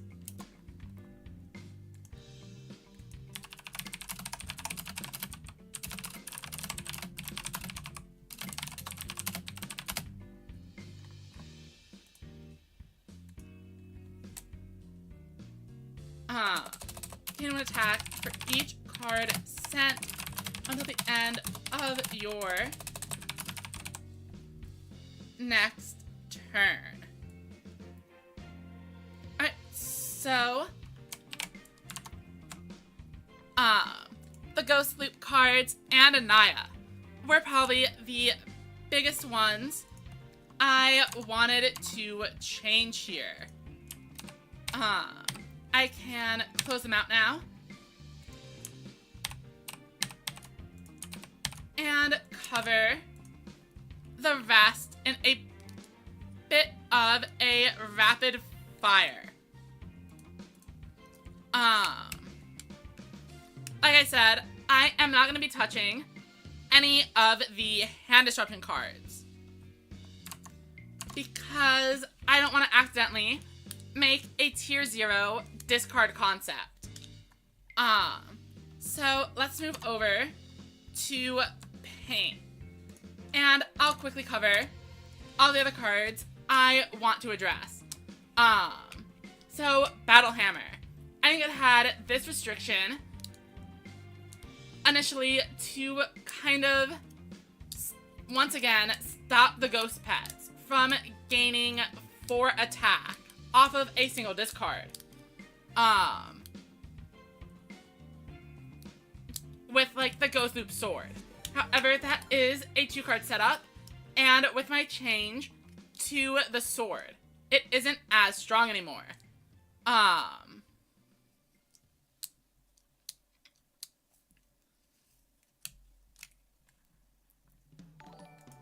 oh, welcome, Compact Nugget. And I do not know how to pronounce that. Kirby Reed. I hope you all are having a good, morning, afternoon, or evening, wherever you happen to be. We are currently going over the Defenders of Neopets set. And then, in a little bit, we are going to be playing a couple of rounds on Tabletop Simulator. Not with the Rebalance versions, but, just with the normal cards. And I'll be showing off a couple of decks. How was your stream? And what were you all up to? In the meantime, the Battle Hammer. Like I said, I think after nerfing or reworking the Ghost Loop equipment, we can probably buff these a little bit as well. Also, it's worth noting, I have already changed the Amber Sword to be a 2-cost card that is a flat 2 attack. So, the Battle Hammer doesn't make a ton of sense like this. I think the easiest solution is actually going to be overriding the 2 attack with a 3 attack boost.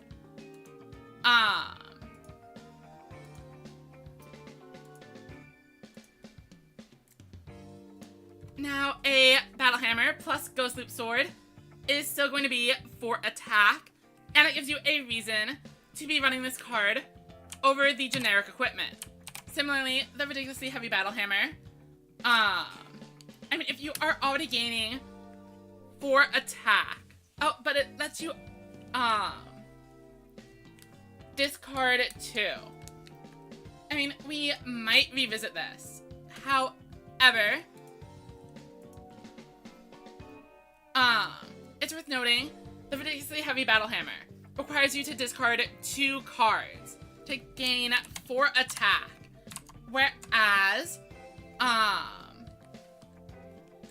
the Judora Sword is already a 1-turn 4 attack boost at a lower cost and with secondary effects.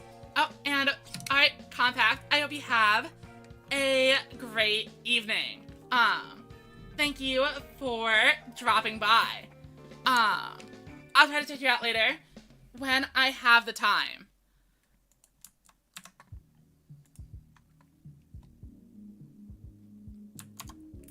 And I also agree with plus minus here. I'm not sure we actually need this part of it at all.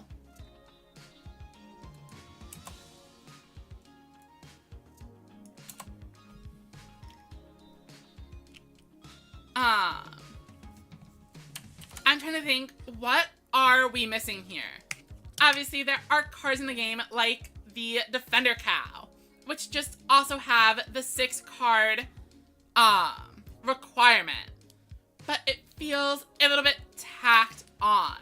I mean, if you only have 2 cards in your hand and you are discarding them, I guess that's what they're trying to avoid, is for you to just discard all of your cards and immediately get a ton of value for it.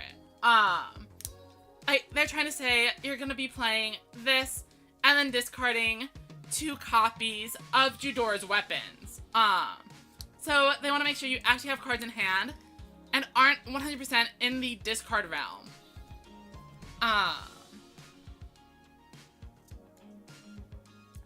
But as a 4-drop, I think it needs to be a little bit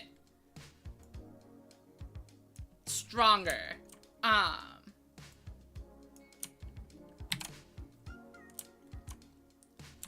And I think this is probably the best middle ground I can find. Moving on, we have the Duelist Dagger. And the most important part of the most important part to note about the Duelist Dagger is that we already have a card called the Nova Blade. Nova Blade is a 3-cost that rolls a die to deal 1 and heal 1. In contrast, Duelist Dagger exists and simply does not heal. So the easy solution is very simple. All we're going to do is find a 2-drop card and copy the cost requirement over to it. I don't know why it's not going. Oh, I probably copied the nothing segment. Okay. So, Duelist Dagger as a 2-drop, easy enough. Shield of Scorching. So, I mentioned earlier that I did not like that you can play the Shield of Scorching to prevent yourself from being frozen, but the opponent can immediately Muka and then play another card to freeze you anyway. I know I've changed Muka to avoid this possibility, but I want the Shield of Scorching to be proactive.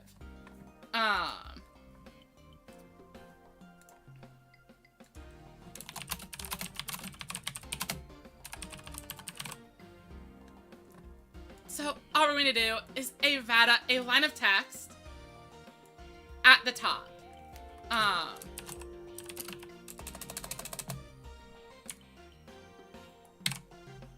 And otherwise, I think the Shield of Scorching is actually a pretty fun card. I am a big fan of the reciprocal damage. And I do want to try a deck that is filled with Jub Jub and other defensive features to use Shield of Scorching and the Shields of Reflection to see what they're able to do against other non-meta strategies. Next up is Vera. I think Vera's effect is totally balanced. However, when taken in a combination with Eudora, it is no longer so. You are able to play a card, then play Vera to replay that card a second time. Then Eudora can replay the Vera for a 3rd copy, and then the card is still in the graveyard and can be played a 4th time. This kind of looping I don't like. So,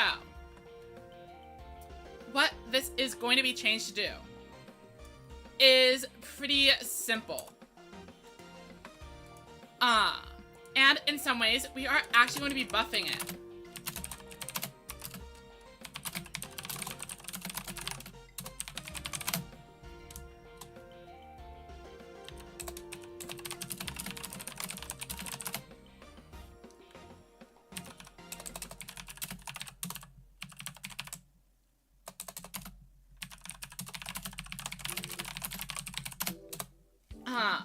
So, for those of you who don't quite understand what the text is saying, we have changed Vera to now only allow you to replay legend cards.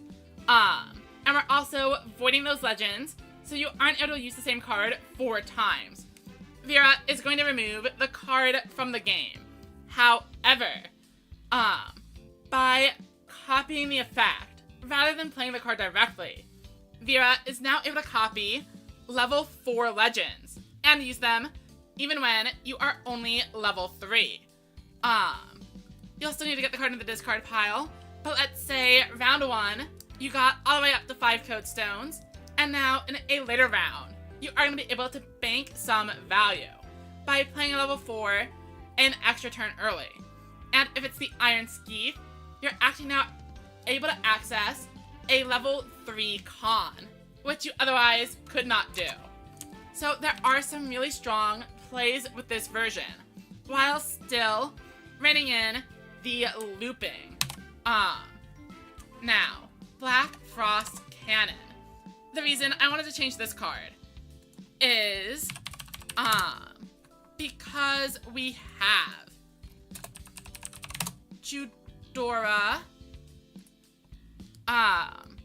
Eudora's Hourglass, which is a roll 3 for like a 40-something% chance to freeze, but it can also be a guaranteed freeze, which is not great. Well, actually, it is great. It is quite strong in comparison to our lonely little Black Frost Cannon. The thing is, I don't want to just make this a level 3 because freezing the Neopet is not great either. I think in order to make it a little bit more impactful, we are just going to add an extra line of text.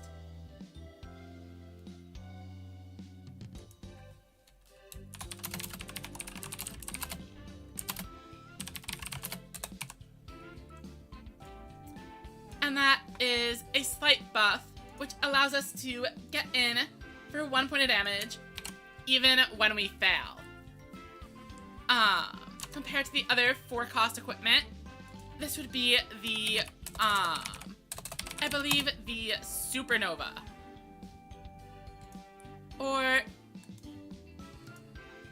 Which has a chance to deal 2 and heal 2. So I think it'd be relatively balanced. Especially since it's a 50% chance to do nothing. Well, to just deal 1 damage.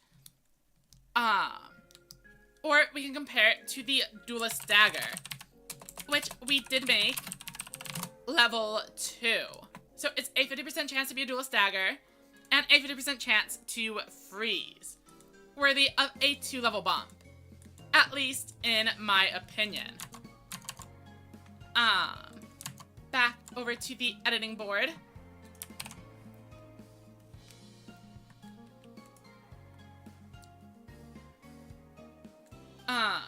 The Fairy Shield is level 4, but only works if you already have a high defense stat, which is able to then successfully get you to roll enough defenses to block the crit.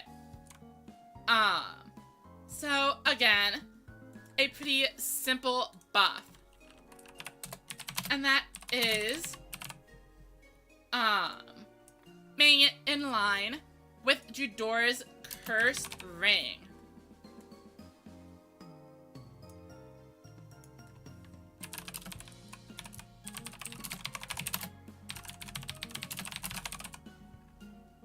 And we simply automatically block all of the crits, rather than needing to re-roll high enough to do so. It is also worth noting, you are allowed to re-roll any of your dice. So even if they roll a ton of crits, and we would block it, if they have a higher agility stat, they are able to re-roll for a 4 or 5. And I think that is going to be, probably the final card we are editing.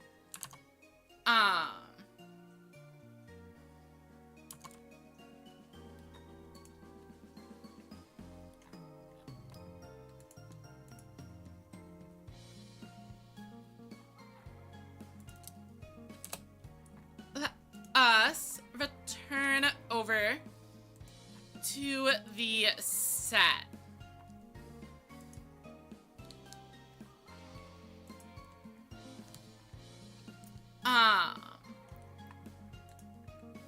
As we still haven't actually finished covering all the cards, but it is also almost time for the games.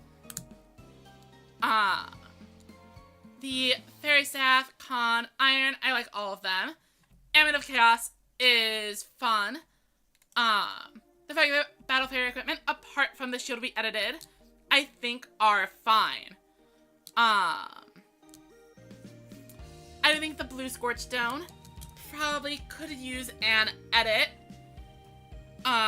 Considering the red Scorchstone is much better. But you can't really do much more with it. Otherwise, it just becomes the Jade Scorchstone. The Judora equipment is fine. Shield of Reflection I like. Tangle Net Gun is quite funny. I don't think the 5-cost equipment kind of puts in the work they need to. But that's just the the fault of level 5 cards in general. They are too vulnerable for removal for the investment required. I am just realizing it looks like ads ran recently and scared off the raiders, which is a shame, as I actually do need to go get set up for the next section, and I was hoping to finish the review in time for a break.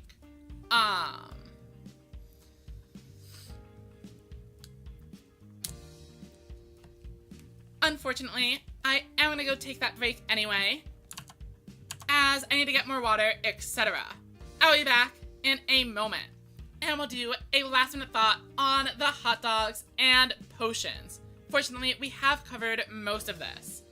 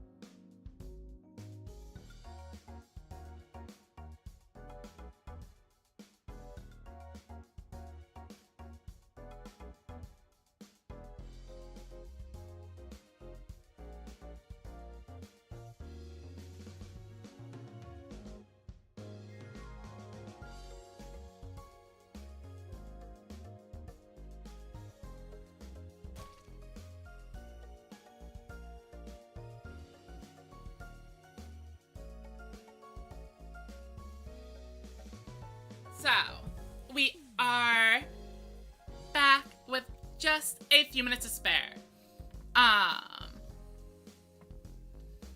We talked about the hourglass.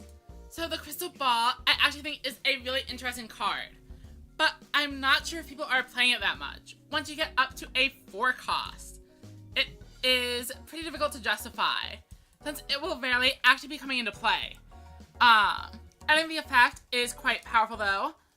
Not only does it let you discard a card from your hand and trigger it, but you're also able to send another card into the discard and draw and generate advantage. I think it is a cool card, that maybe is allowed to be at 3, but I wouldn't want to put it there either. I think 4 is the appropriate place. And some players might actually be running one copy anyway. Obviously, as we get more synergies for discard, or as we get the ability to ramp code stones, the crystal ball is going to become a little bit better.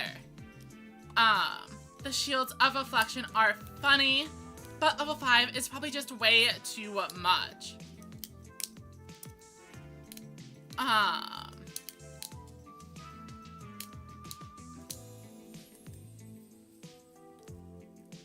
The ghostly hot dog is actually pretty strong.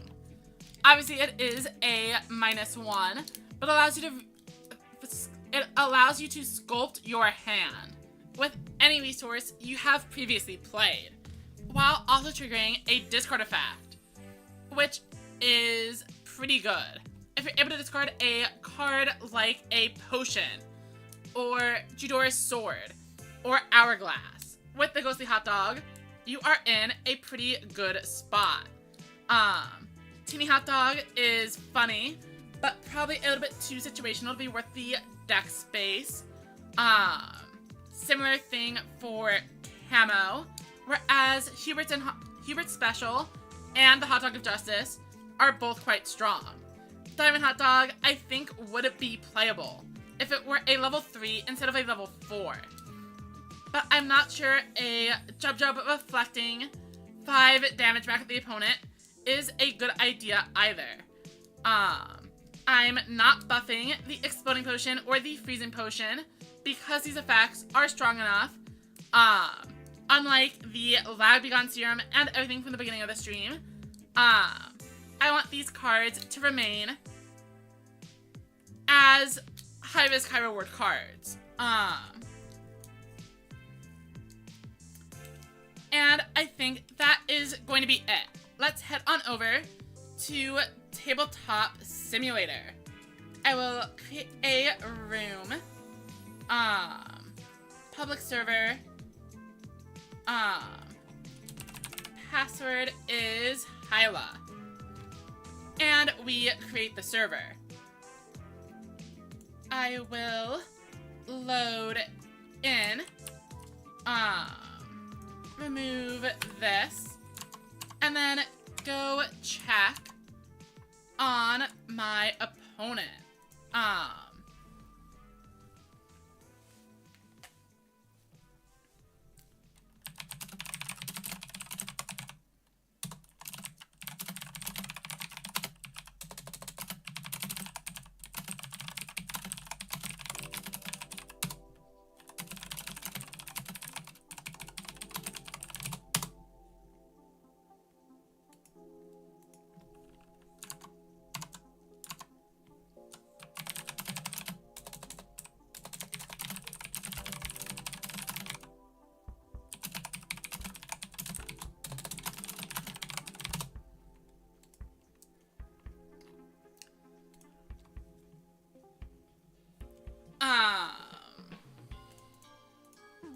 Alright, so turning up audio there. Settings.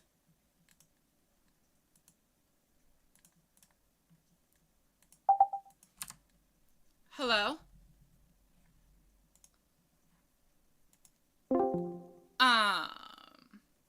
Nope.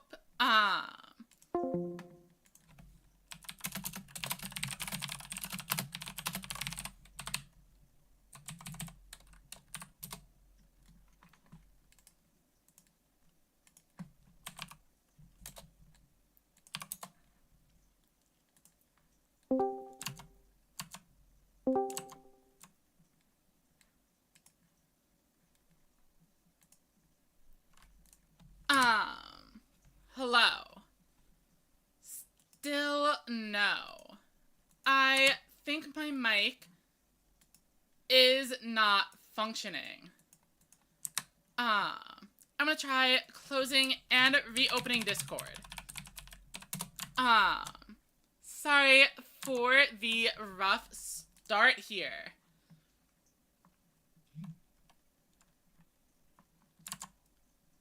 But we are gonna try to get it working and play a few rounds of Battledome.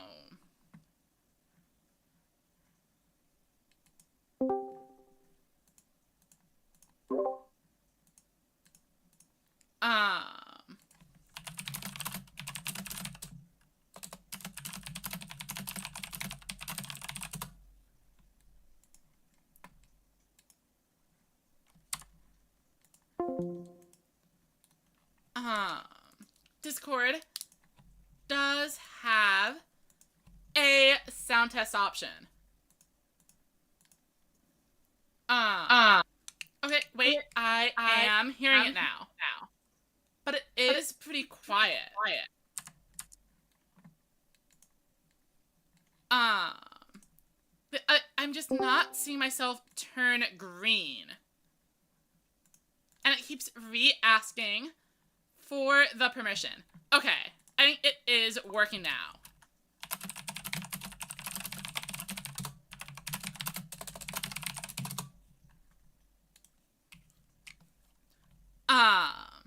So I have a hello. Hello, I can hear you. And I can hear you. All right, so I see you are Woo! in the room. Um, Oh, what color should I be? um, let's Blue, right? see. Here we go. I'll go with red. Oh, that one? Okay. All I don't mind. I will right. be here instead. I have promoted your permissions, so if you have made and saved a deck, you should be able to load it in. Oh, I didn't prepare for that, but uh I have a sort of deck list that I think works, and I have a deck list that I don't think works. Alright, I have like a dumb defensive Jub deck, and then I have one that's sort of hand control. I don't know if the hand control cards will do anything. alright, so if you need to build the deck, all the cards are Okay. over here. Um, in the meantime, as I will explain, one of the decks I am planning on bringing to anyone who might happen to be watching. So I've made well, actually, hold on. I don't think this is going to be visible over me. So I'm going to move,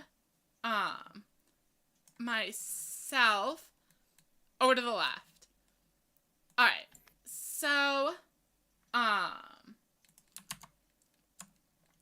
this is a tricolor aggro deck I have been working on, utilizing rainbow, fire, and fairy. The general idea is to be as aggressive as possible. I'm running 5 paintbrushes to try to guarantee I open one in the first turn and can start swinging as fast as possible. The fairy paintbrush is over the ghost paintbrush, as it offers agility, which is useful for the attacking. Going over the Neopets lineup, I have the blue Uni from the starter deck because its fire variant is incredibly aggressive and should be able to get in for some damage. I only plan to field it if I know I have access to fire. On the other end of the spectrum, I have the incredibly defensive Jub, here to stall out rounds and get me to the cards I need to win. Ideally, this card is going to come out round 2, after taking a quick first win, while I need to replenish resources. I have the cow, who is mostly here for its rainbow variant when paired with Naya.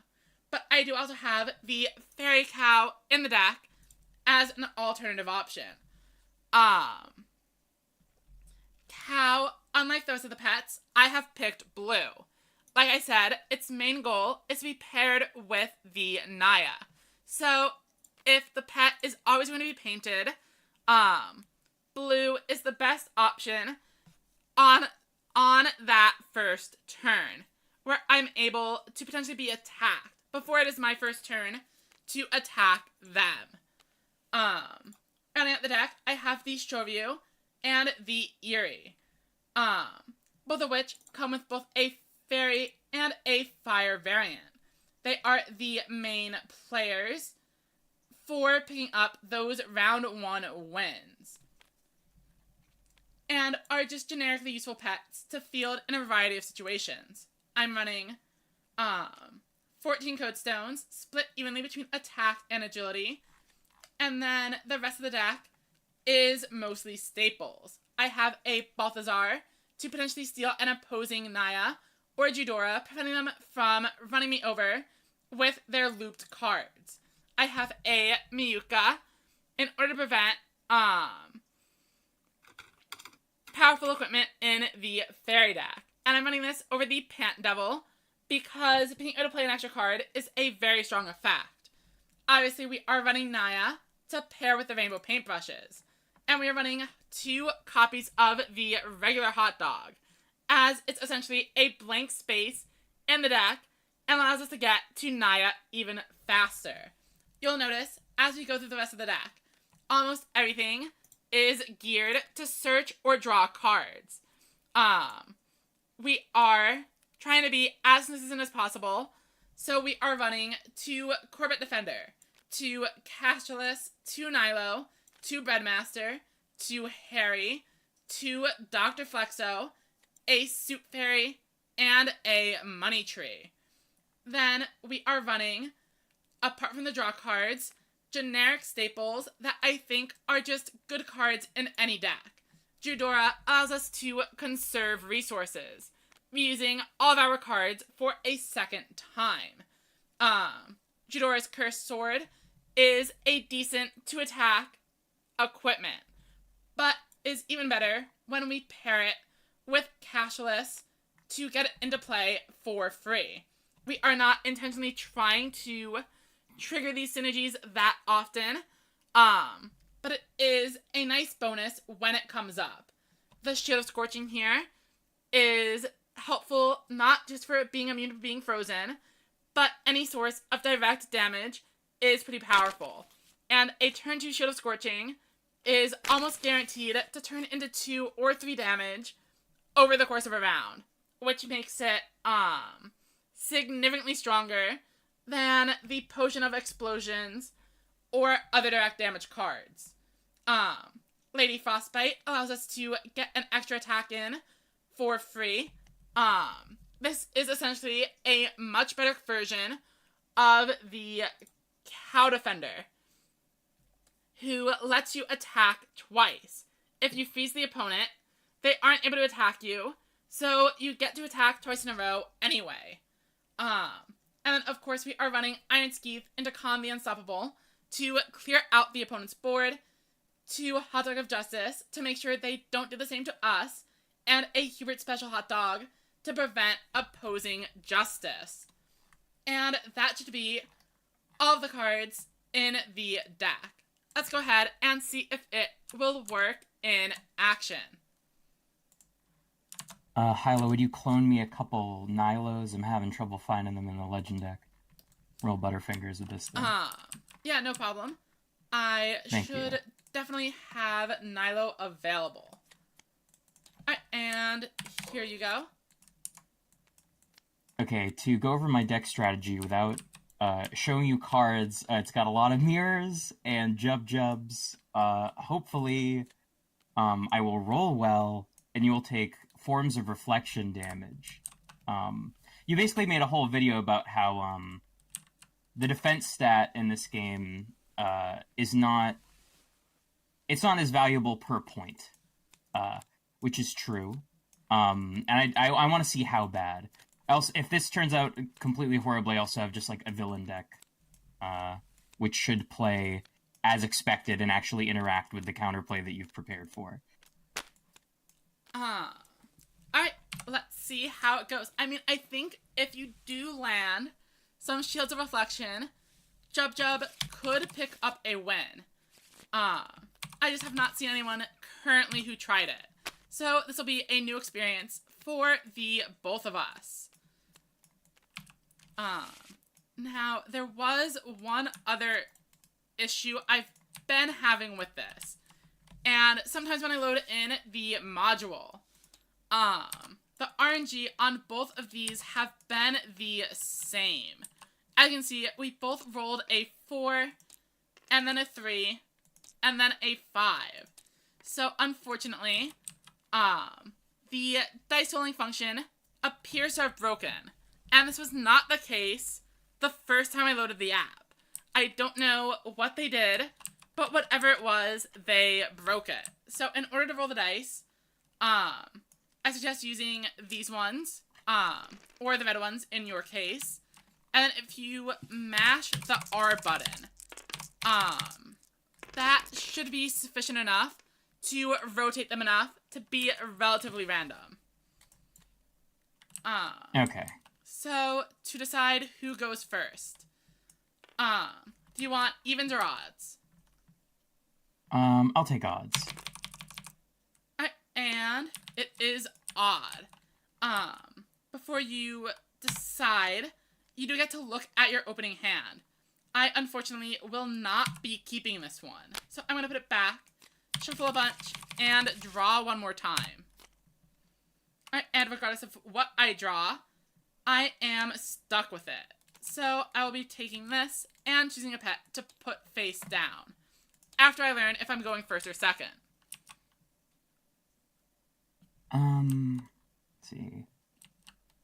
It's gonna take me a little bit to go through these Rainbow Neopets, so while I'm going through that, are there any elements of Neopets that you hope they make a themed archetype in the future? I'm not familiar enough, I don't think, with the game. But I know there are robot, paintbrushes, or ways to get them. So I think I'd like to see the robot pets at some point. I want to see what they would do with the invisible pets. I'm wondering if that'll just be a straight up defense buff. I think, they definitely have plenty of items in the website's Battledome that they can make plenty of equipment. And I think at some point we are bound to get a set themed around the current site plot event, which is all about the void. So I'm excited to see where they take it. I think the game should at least have enough longevity for that. How about you? I was surprised Do you know anything about Neopets? I did not until a few weeks ago. Except for, like, a week as a kid. I played so much Neopets. I did that thing where, like, I could never remember my password, so I just kept making new accounts. I got to keep an account for a while that is an Iceberry, but it's lost to time now, which makes me quite sad.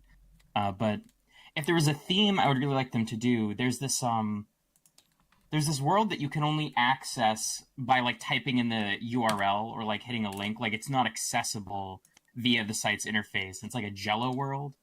Okay. I think it'd be interesting to have, like, Jello pets that interact with the void. Because, like, the void is kind of like the food zone. It's kind of like the toilet, to be crass. So I think there's something funny you could do there.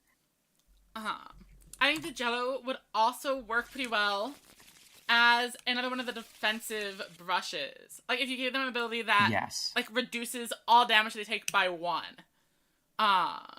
For example. Because, like, the Jello absorbs it. A reflection mechanic could also make sense, because it's bouncy, it's springy. So, maybe, So, I don't know if there are tons of sources of, like, direct damage to Neopets in the game, but maybe if that becomes more prevalent, there could be ways to convert that. Maybe you could damage your own Jello Neopets. You're almost using them like a little Jello trebuchet. So first I put a Neopet face down in the Neopet zone. Okay. And I think I would like to go first. How much do I draw up to again? 5?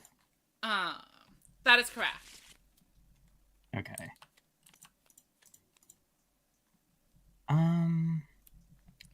I believe I'm okay with this hand.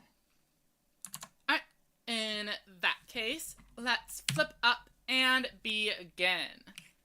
Alright, the iconic blue Jub. Okay, so the phases of the game are, what is it, training first? Well, first you draw. Oh, I draw on the first turn? Correct. Ooh. You just don't get to attack. Okay. That's nice. Okay, so preparation, I get to play training first. A code stone. Yeah. Let's see, I will play this beautiful little code stone, this agility code stone. Oh, sorry, is there a better way to do this? I just do it in the other order. Like that. There we go. So why the blue Jub?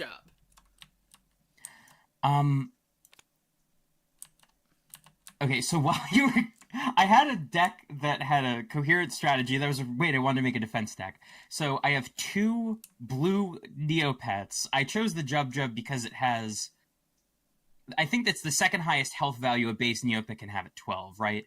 It's got a lot of defense. Worst case scenario, maybe I can draw up to have like something resembling a combo. So I don't expect to win the first round, but maybe I can set up and then either go hyper aggressive with the red Neopet or like bank on reflecting with the other defensive Neopet that I have in here. I probably should have put in 3 defensive Neopets now that I think about it, but this is the second deck I made while you were going over all of the Neopets cards. So I guess the main motivation was Feverish Delight and trying to see if defensive play does anything in this game. I am excited to see how it goes. I do think there is a chance my Uni will be unsuccessfully crashing into this massive 6 defense stat. Okay, okay, so in the preparation phase, I think I will play Nilo, which seems safe. Is there like a zone you play these things? Oh, okay, they just go. They do actually go into the Battledome, until they resolve. But I'm not countering it, so I think it's safe to just chuck it in the discard for now. I'm going to play Harry and Blooplam, which lets me reveal the top 5 cards of the deck, and I get to play any code stones. And the rest go at the bottom of the deck. You get to add them to your hand. I get to add them to my hand, okay. Unfortunate. How many are you running? I think... let me double check. I think it's 14. Okay. That is what I'm on as well. It is a little bit on the low end, but still... expected value, definitely a little bit more than 0. Unless your hand is just filled with them already. But if they were, I don't think you'd be playing Harry. I think you'd be going for a Corbat. Let's see. Okay, that goes in discard. And that's all I can do on my turn, I believe. So, here we go. So, I'm going to start by drawing a card, attaching a Code Stone, and then dropping the Fire Paintbrush. As you may have heard in the description I was giving earlier. But for some reason, it's not letting me... Okay, here we go. Tabletop Sim was lagging a little bit, but here is the one and only Fire Uni with 5 attack and 8 agility. Kind of wish I had an attack Code Stone, but we will work with what we have. I have... 7 speed is incredible, by the way. It is. I think this might be the best stat line in the game. And it's a starter deck exclusive. So, for those of you who are unfamiliar with the combat works, I have 5 attack. So I'm going to be rolling 5 dice. Jub Jub has 6, so my opponent is going to be rolling 6. I will mash R a few times, and that is a solid roll. Okay, so I have 2 successes. Alright, so I'm at 4, but the battle isn't done just yet, because my agility is higher at 8 compared to 2. Thanks to your Code Stone, I'm able to reroll up to 6 of my dice. However, since 4 of them are already successes, I'll just reroll this one. And it is a 5th success. And then we do a little bit of basic math. 5 minus 2 is 3 damage to the Jub Jub, which I think is actually the best use for these little dice over here. That way they don't get confused with the ones we are rolling for attack and defense. Yeah, I'm gonna be honest. Taking 3 damage from that makes me feel okay. It is insane you didn't get a critical. I mean, it's probability, but the real force to be reckoned with. Okay, and is that the end of your turn? It is. I do only have one Okay. defense myself, so maybe the Jub will find a Huh. way to retaliate. Okay, I'm going to draw. Okay. I am going to train with an EO Codestone. So let me... There we Jub go. buffing the attack. A staggering 3 attack, but it's against 1 defense, so maybe that's something. Let's see. I am going to play the Soup Fairy. Once per turn during my draw phase or preparation phase, if I have 6 or less cards in my inventory, I may draw 1 card from my deck. It says during, so does it end as soon as I play the card? Do I get to get the effect? You are able to play the Soup Fairy and then draw a card. Okay, cool. So I will draw a card. And then I will attack for 3.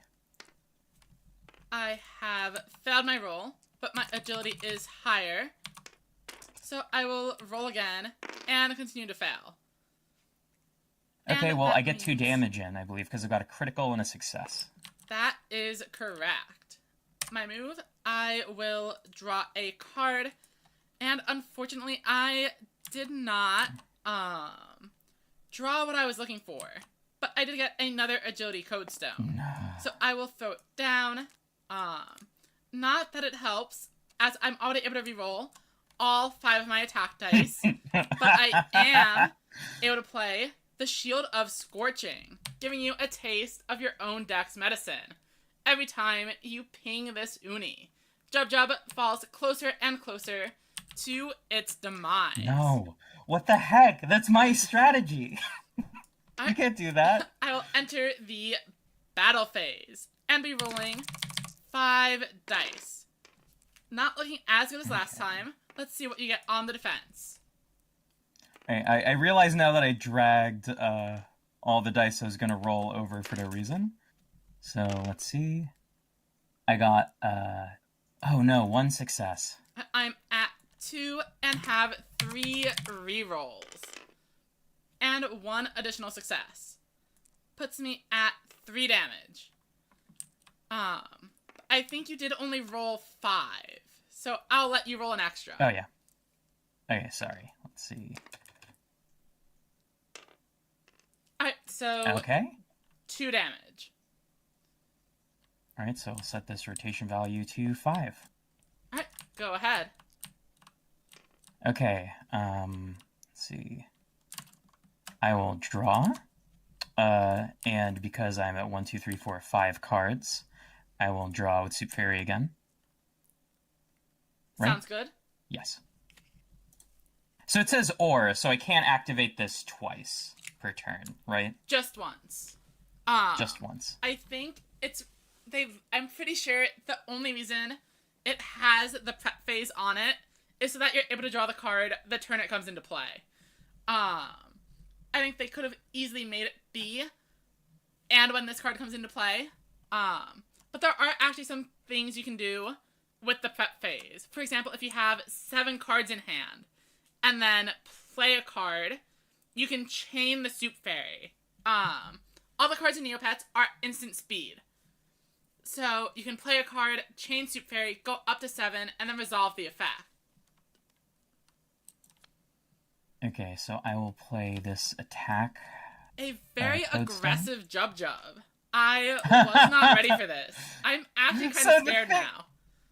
The thing is that I skewed the deck, the Codestones. I find it very difficult to run defensive Codestones. Like, I was trying to think about it, but it's like you get so little value for each card. I agree. So, agility or attack lets me be flexible.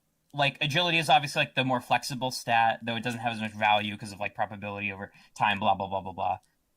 But this does let me pivot, so if I could put a fear in this little Ponyta, that's something. And I will...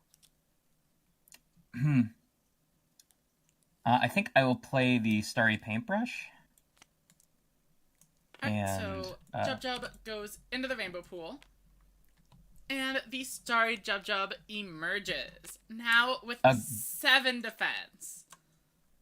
By the way, they are a gorgeous little Neopet. They remind me a bit of... Do you remember that Pokemon where it's like a little meteor and it comes in different colors? Minior. Minior. It's like a little Minior. Jub,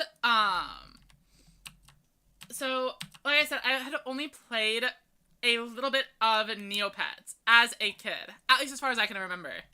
But I did have, like, the starter deck for the 2003 version of the card game. And I recently found a yellow Jub. And that's kind of what started the whole, trying out Neopets again. And then learning it had a new card game. So my decks all include the yellow Jub as a tribute to that card, and I think it's actually pretty good. Yeah, I'm somewhat regretting not using the yellow Jub instead of the blue Jub because maybe I'd be able to make a dent in your speed, at least like through by 1. Well, the Starry Paintbrush actually does provide the agility boost, I think. It should be 2 defense and 1 agility, plus the health. Yeah, I thought by running blue cards in the Starry, it'd at least let me like pivot to the agility when I needed it. I think otherwise I just have Rainbow, because I thought, well, that's just easy to put in a deck. Rainbow is extremely easy to put in anything. Okay, so I'm going to attack, and I have 4 attack. I will get 1 successful block. Okay, so I have a success and a critical. Alright, so I may be taking 1 damage, but so are you. The Shield of Scorching... What? No! I've got that thing at the bottom of my deck. It is. I want to use it so Pum bad. Does confirm this. Now, I do have some interesting news. I have no more Code Stones in my hand. Okay. This is exactly the situation that this deck will shine in. Woo! But I did draw Castralis to draw 2 additional cards. As long as I'm comfortable discarding 1. Discarding this game doesn't feel as bad as it can in other games since it has the, like, 1 play per turn limit. Mm-hmm. I think...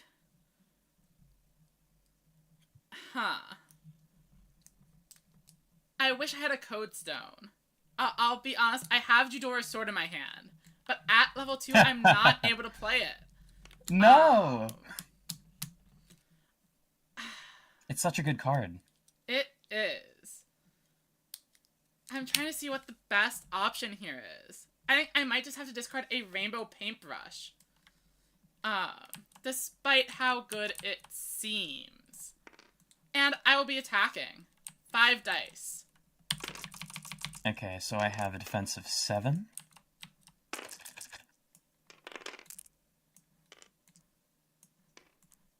So, that is 2 successes. I will reroll 2 dice. And that gives me a 4th success for 2 more damage. That 14 HP is not looking so big anymore. No. Your Jub has 6 remaining, I think. And my Uni is at 7. It sucks because you only have 10 HP, and now I have to make the choice between, do I just, let this one go? Do I, try to press your resources? I don't know what to do. So I'm gonna draw. Sounds good. Okay. Let's see. And I'm going to draw again, thanks to Soup Fairy. Let's see. Whew. Okay.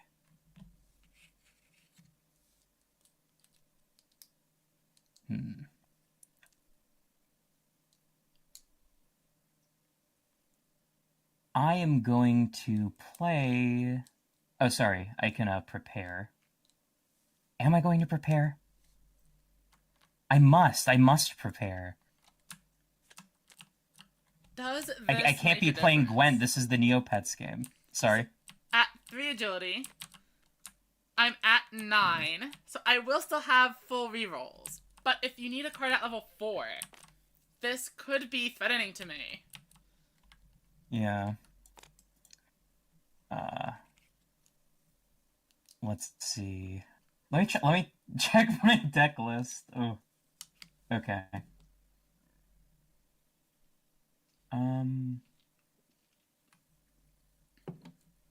I wonder what I should do. So I'm gonna tell you something I could do. So I could just do a move, or I could do the same move, but it like thins more cards from my deck.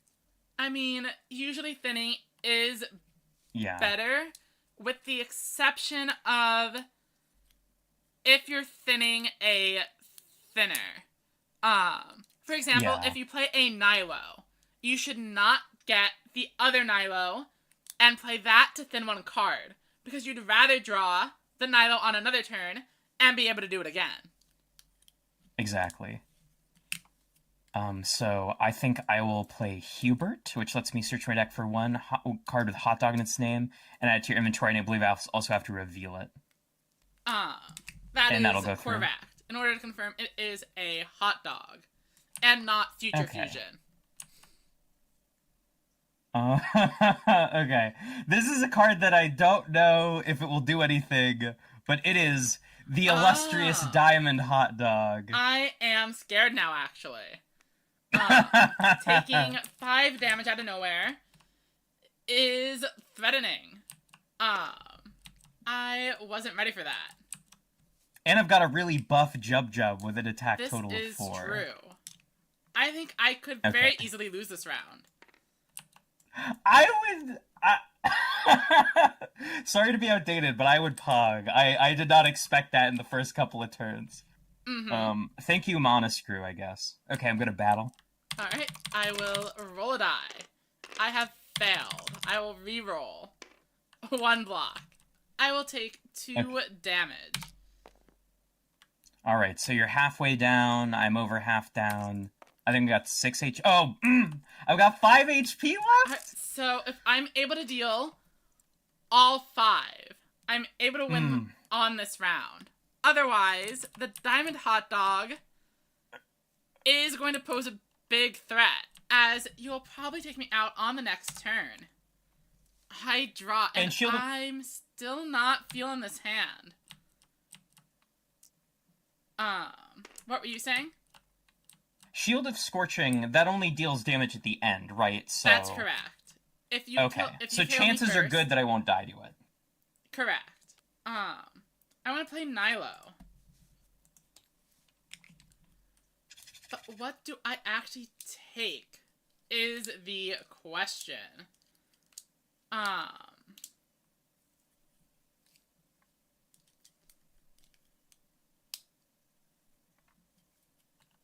mean, it's gotta be Harry, I think.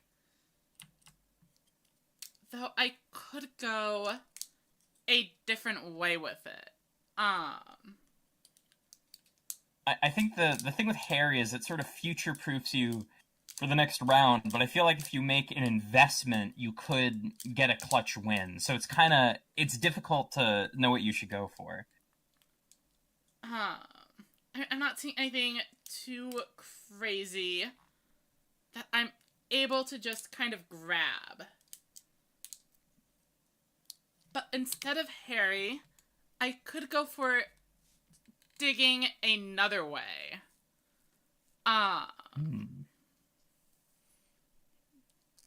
Which I think is the funnier way to do it.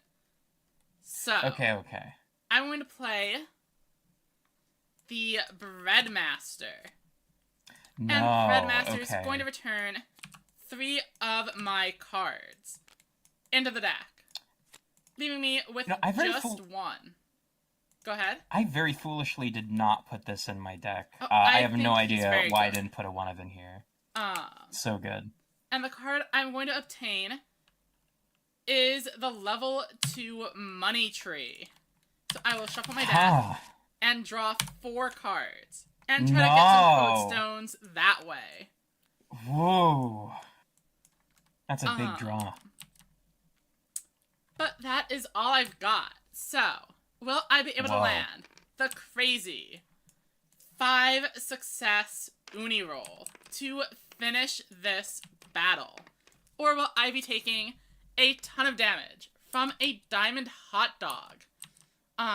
What is the activation timing on the hot dog? Are you able to do that after all of the rerolls?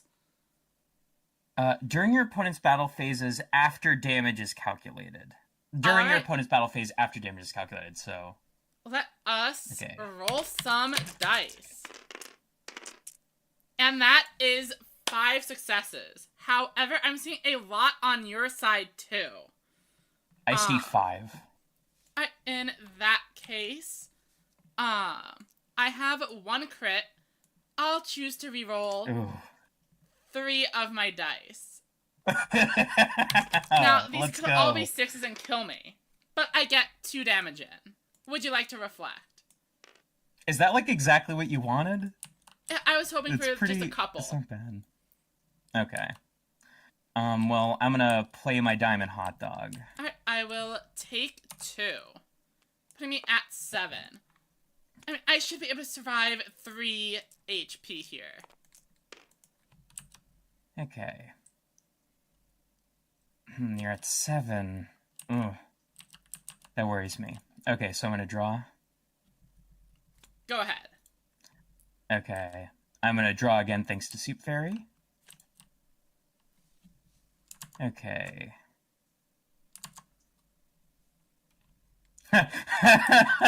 Okay. Let's see.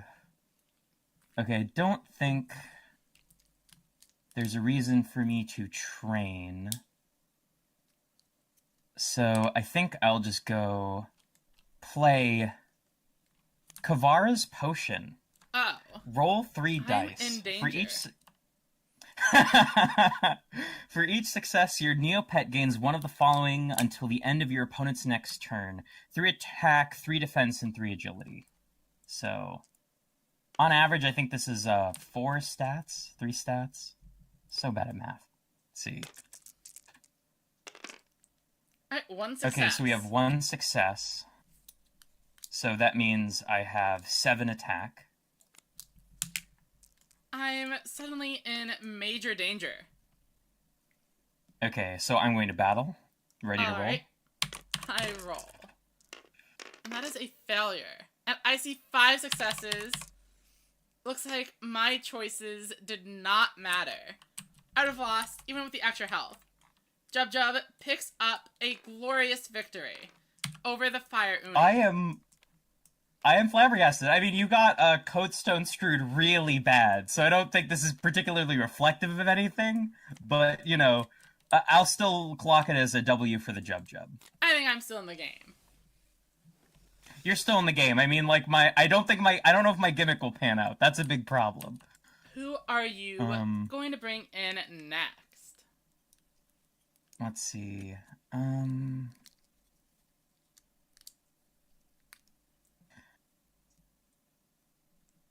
Good question.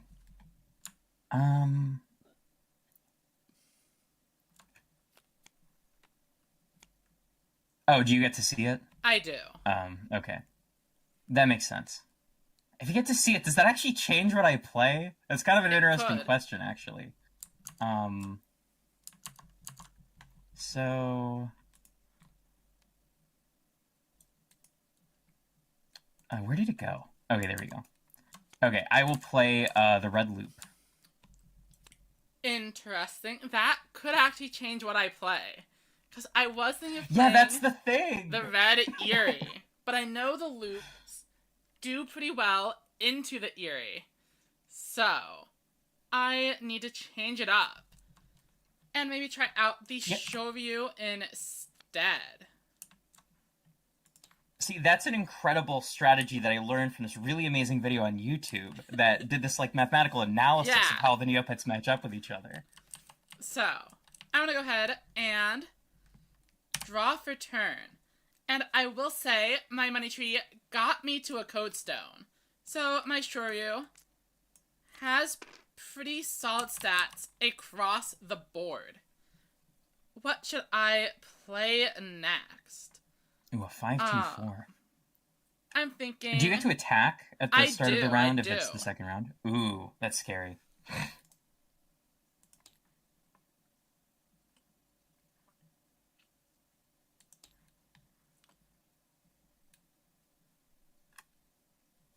It's a tough choice, though.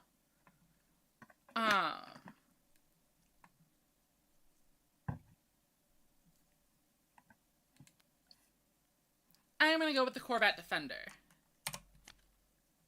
Drawing 2 new cards. And then I will swing in for 5, just like the Fire Uni. Okay, I'll roll for 2. I had no successes, but I do have 2 agility on you. 2 successes. Ooh. I have 1 success. Alright, so that'll be 1 damage. Okay, that's not so bad. Yeah, I think a little unlucky, but I'll get him next time. You know, I'm actually looking at these 2 Neopets.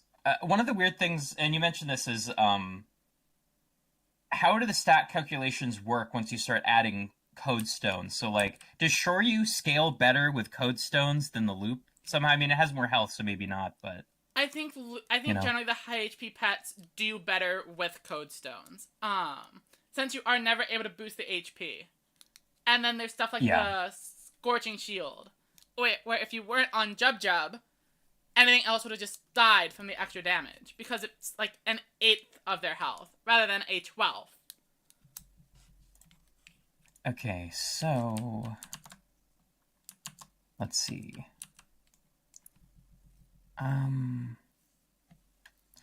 Okay, I will play... Oh, sorry. Draw, train, prep battle. I will train with this agility code stone. Ooh. Tabletop simulator. Cooperate with me. There we go. I know, prep. I don't actually have that many options, but I just see 4 cards in my hand. I'm like, oh, what am I going to do? I'm going to play Harry and Blue Plum. Alright, I'm guessing this one will be better than your previous attempt. I hope so. Or maybe not. I am flabbergasted! I am scandalized. Oh, sorry, actually, the order does matter now that I'm, like, going so deep. So the question is, like, what do I want? If Ethia is, like, at the bottom of my deck and these other things are at the bottom, that doesn't freaking matter at all. I do like seeing the Hot Dog of Justice go away. I think this is, pretty incredible for you. I think I just played a card that, gives Hylister permission to go fucking crazy. Okay. And then I'll move on to battle phase, attacking with 5. I mean, it won't matter if I just take 5 damage here.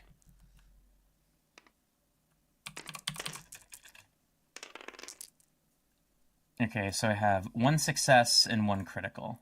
I have 1 success. No need for me to reroll, as I cannot block the crit. Draw for turn. I will be reestablishing the agility lead with a Zai Codestone. I was really hoping for attack Codestone so I could kind of outpace the agility lead, but I don't think that's happening.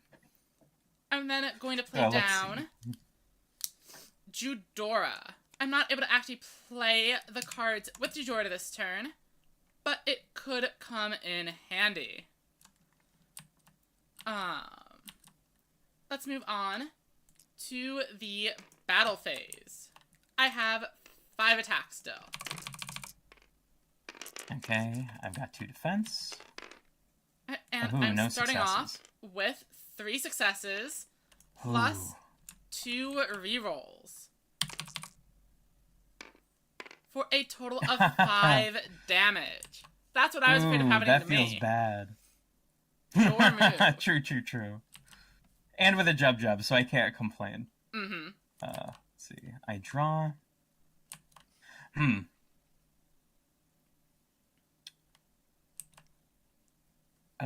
Extremely sadly, I cannot train.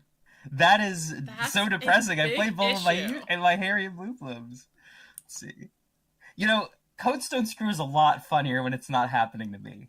Uh-huh. I think I will play a Rainbow Paintbrush. That is a pretty good card. And that sends Loop to the Rainbow Zone. That is correct. And I bring out a Rainbow Loop.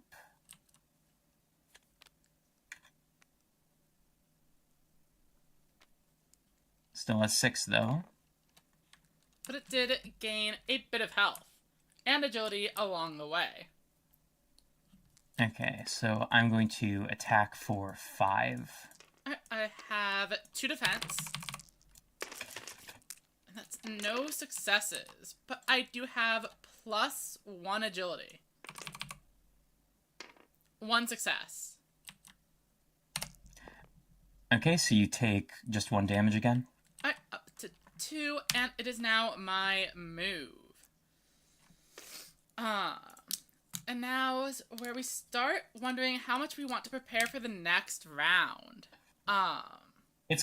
That's something that really intrigued me with the Neopets game, is that it has that kind of Gwent element where just having rounds makes you think about your resources long term, which is really interesting.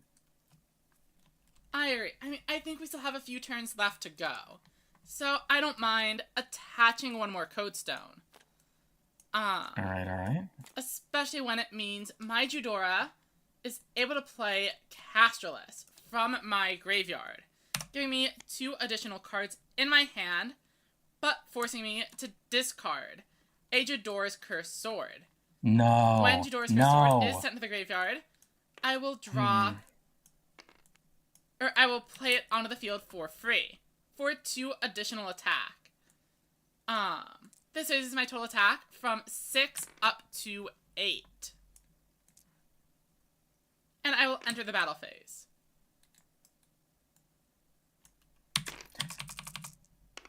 Okay, I'll roll for 3. Well, it's an unimpressive start on my end. With only 2 successes. But at 5 agility, I have 1 more shot, which fails. 1 critical hit going through. Okay, let me set that rotation value. I thought okay, that my was going to turn. be a big turn. Yeah, I was really scared. Okay, I'm going to draw. Let's see. I do get to train. We are and now I train tied. that. Yes, neutralizing the agility difference, which may be a major thing. It might be good. I'm trying to think about. Okay. I'm going to play a Nilo. I'm going to search your deck for a card with a level 1 requirement. Let's see. And I'm going to go for a Corbat Defender. And I get to play it. So I'm going to draw 2. Oh, I have to shuffle, obviously, right? And at this moment, I will play the Hot Dog of Justice, negating Corbat Defender. No! Why did I not see this coming? Okay. Well, all I've got left is that battle phase, so I'm going to attack for 5. I only do have 2 defense, so... Okay. We'll see how it goes.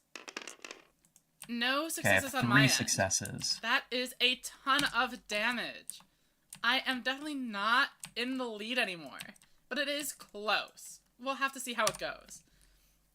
Now, the issue is that I definitely need to win this round.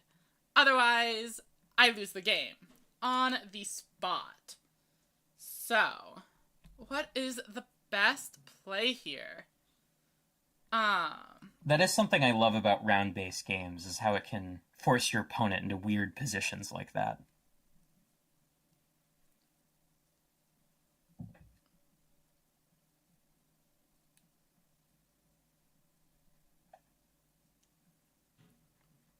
I think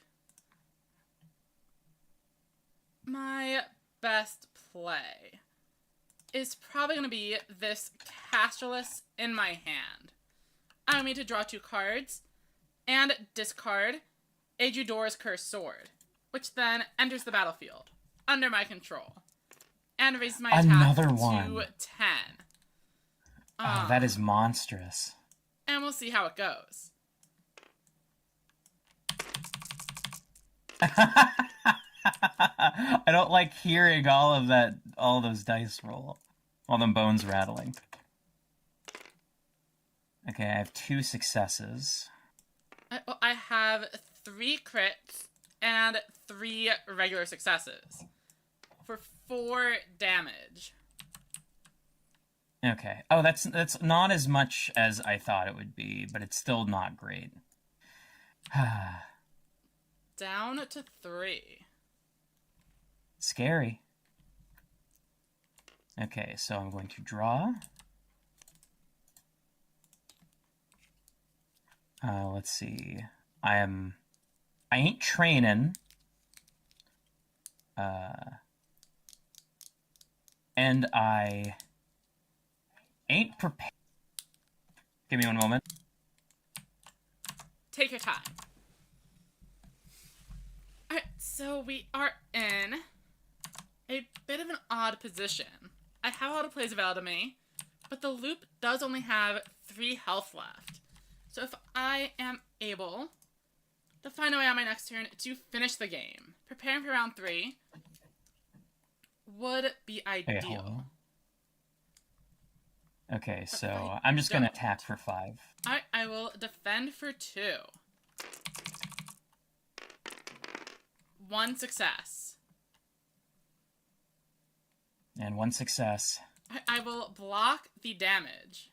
I mean, to draw for turn. You'd have to get real unlucky at this point, I think. I think that means I should spend my time preparing for the next round. So I'm going to play Nilo from my graveyard. And I will use it to obtain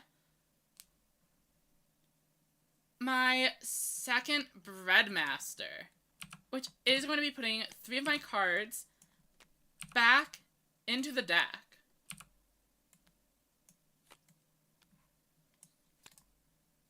But Breadmaster does not always have to play the card.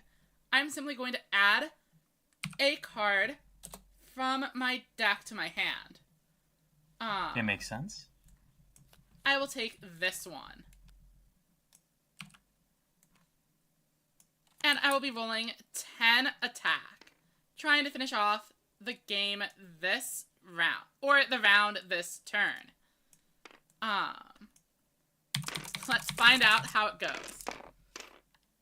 Maybe 2 successes. Not great. I have 2 crits and 2 successes. So you are taking 2 damage. Putting you at... Wait, am I living? You have 1 HP. Oh, okay. That's kind of weird, though, because it's like, if I go all out on this turn, and it doesn't work out, then I could be screwed in the next turn. You just did card search. Alright, well, I'm gonna draw.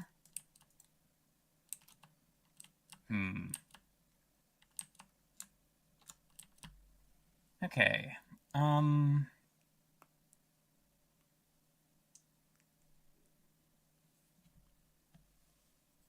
I am not gonna train, and I'm not gonna prep. I'm just gonna... I'm simple loop. I'm just gonna hit you for 5. To swing with 2 defense, 2 blocks. Okay, so you take 1 damage. I will gladly. I draw a card. And then I'm going to play... Well, actually, I don't mind equipping this Code Stone to really make sure I win the round.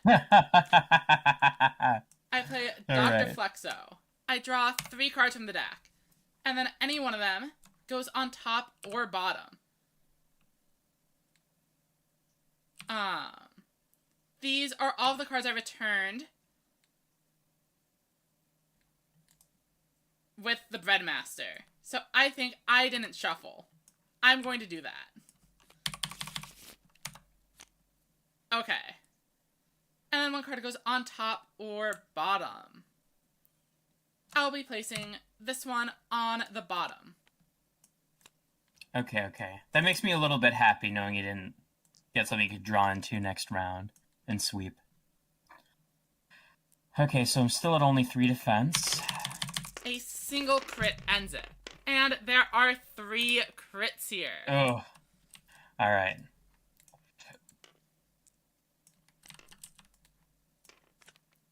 Let's put all this into the discard. And I'll be finishing off with Blue Cow. Okay, Blue Cow. That's interesting.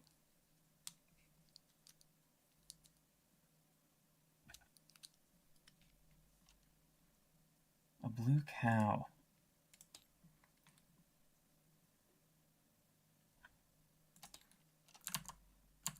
Okay, so the thing is that against a Blue Cow, and you have like a fire deck, so that's kind of scary. Or like you have, how many paintbrushes have you gone through? I can search your discard, right?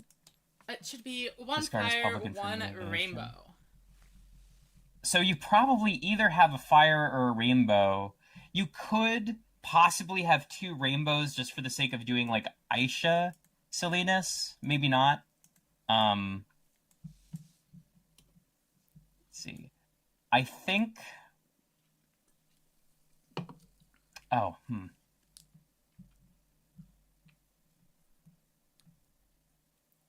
This is so difficult. I'm going to tell you the choices that I have. And I'm realizing now that I might not have chosen my Neopets particularly intelligently. I'm looking down a blue Ixie or a red Eerie. I feel like neither of those are great, and I probably should have had something that skewed more defensive. I mean, it's gotta be the Eerie. Like, just try to get in for like 5 damage a turn and win. Yeah, I think that's the play. Okay, there we go. It's the Eerie. And I go first? Correct. That is why I went with the Blue Cow. Its massive 2 defense is among the highest in my deck. Let's see. Okay. Okay. Yep. There we go. Okay, so I'm gonna train with this Agility Codestone. Alright. Fortunately, I Cannot still have a 2 agility lead, so I can reroll both dice if I fail. Okay. So I'm going to attack for 6.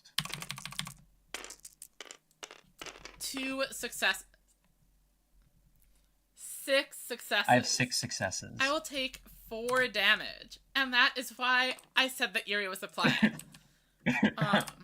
Fortunately for me, I'm not out of it just yet. I will be attaching... You have a lot of hand to work with. The AO Codestone. And then the card I search with Breadmaster is Naya. Naya allows me to search my deck for my second rainbow paintbrush and replace the cow with its rainbow variant. Rainbow pets gain 1 to all stats, but with Naya in play, they gain an additional 2 points of attack, defense, and agility, putting my cow all the way up to 9 attack and 7 agility. I will be rolling in the battle phase.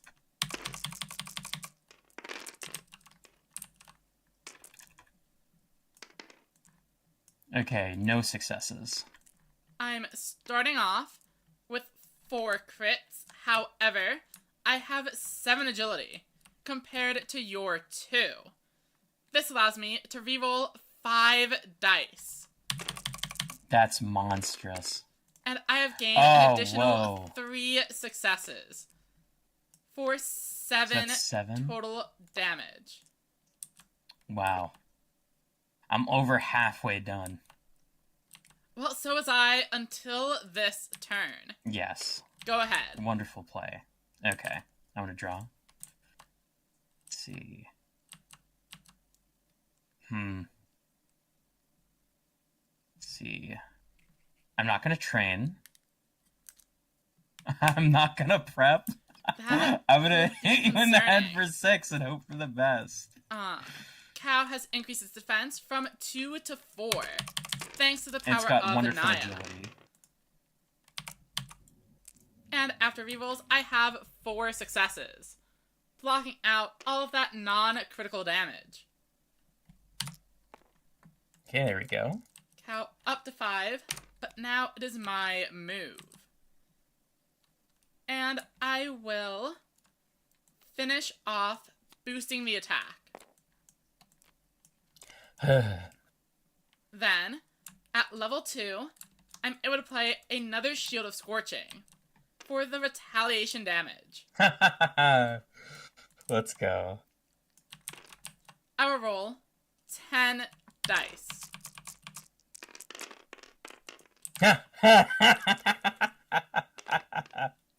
Feels like we're playing Warhammer.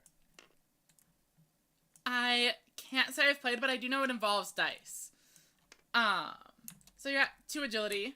I have 5 rerolls, just like last turn. I don't know what to call the sideways one, but in That either looks case, more... Okay. it is a success. And that is 2, 4, 6, 7 damage again. And that will be game. Finishing off the Eerie. Naya is a fair and balanced card. It is wild the amount of value you get off that play. So I'm going to admit something really, really stupid. I have the Hot Dog of Justice in my hand when you played the Baker, and I didn't play it because I was like, I'll use it later, which was ridiculous. It was a stupid idea to hold on to it, but I was so scared by that like final few turns in round 2 that it just clogged my system. Yeah, the Bedmaster is how I got Naya. Yeah. I think it is the number 1 card to negate. Yes, 100%. How do you even compare its value to other cards? It's really insane because it deck thins a little bit. It gets you so much value. Like, how many turns of preparation? You know, it's just wild. It's like the value of like 6 cards or something. It's like 9 code stones. It's 9 code stones. It's pretty strong. And most equipment in this game, I would say, is pretty bad value. I agree. I like the Shield of Scorching. And that's really about it. I like the Judor Sword because it's free. Those are the ones I think are best. Could you give me a Neopet back? Thank you. Let's see.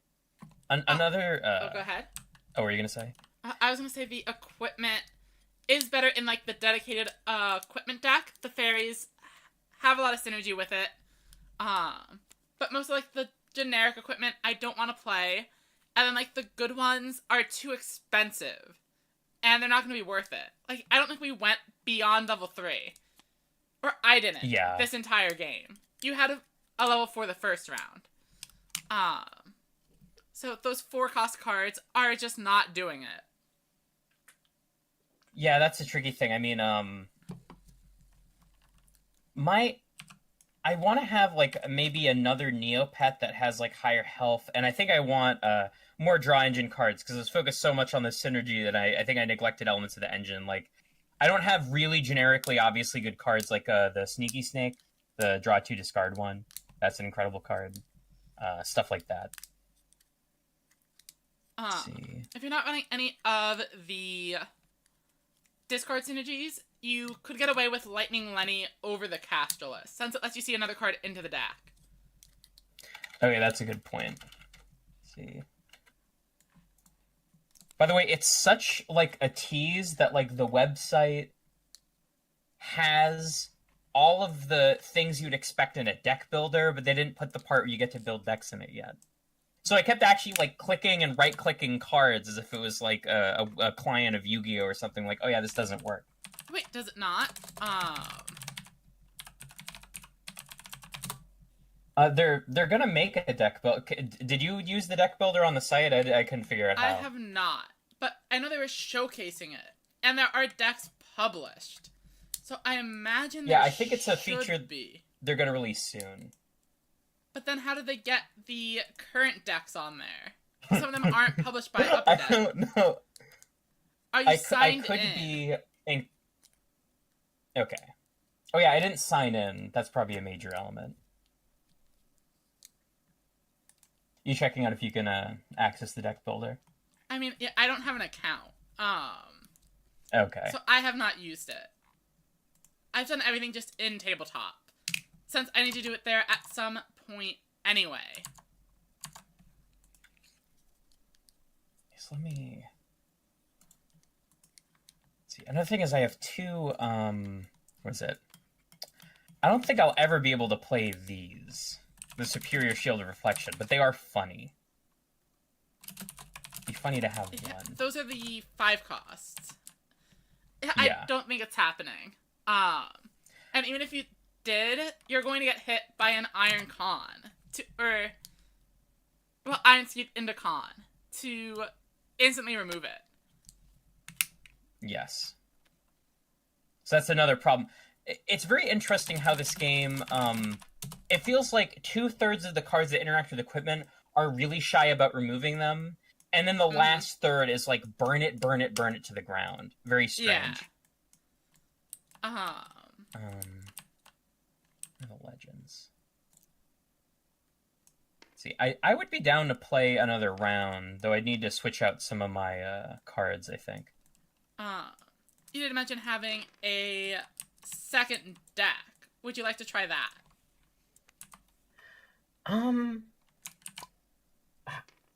I kind of want to make this dream work, I think. Alrighty. Just by, like, switching out some cards. Maybe the next time the Neopets train comes to station, I'll do the villain deck. Sounds like a plan. I'll go ahead and switch it up just for the variety. Let's see, where is the Lenny? There we go. Okay, so clone.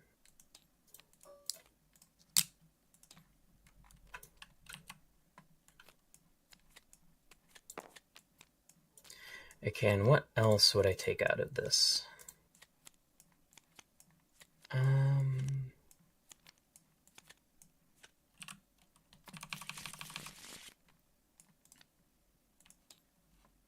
Gotta keep the Diamond Dog. You gotta keep the Diamond Dog. While you I are have fixing your deck, I'm gonna go grab water. Okay. Let's see. Shield of Reflections at 3. That's sort of weird to justify using. So hello there, everyone in Twitchland. Hope you're having a wonderful evening. Let's see.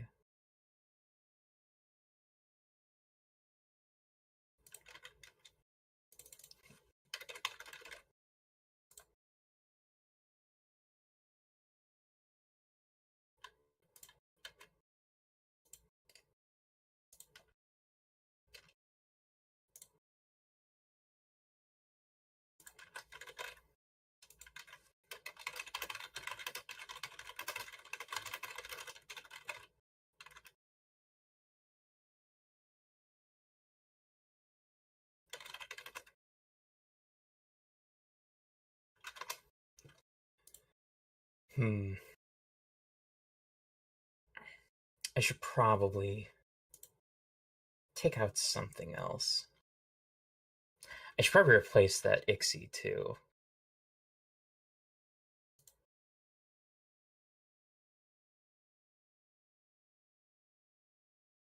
Oh, where's my Starry Jub Jub? Search. Did I accidentally put it in here? Yeah, I did. I probably also put the rainbow loop in here. Okay, so I think I'm taking out you, and you, and you. I want another high health Neopet. Let's see. Where are all the basic Neopets? Search. Okay.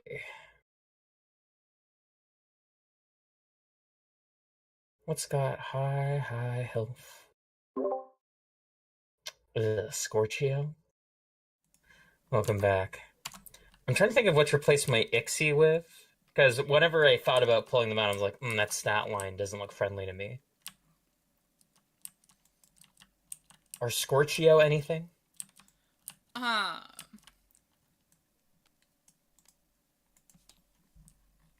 not a huge fan. I think it goes too much into the HP. Yeah.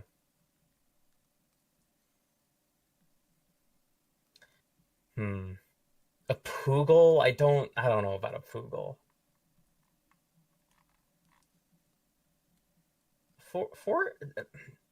2/4/4 The is yellow pretty Poogle bad, but might something. be tougher to take down than the Jub, theoretically. Yeah. Since it's able to stall, since it has the agility to stop the rerolls as much. Let's see. Does it have a starry? Yes. And of course it has a rainbow. Everything's got a rainbow, right? Everything does. Except for the Uni and Akara. I think. I wonder why. Since they're starter deck cards. Okay.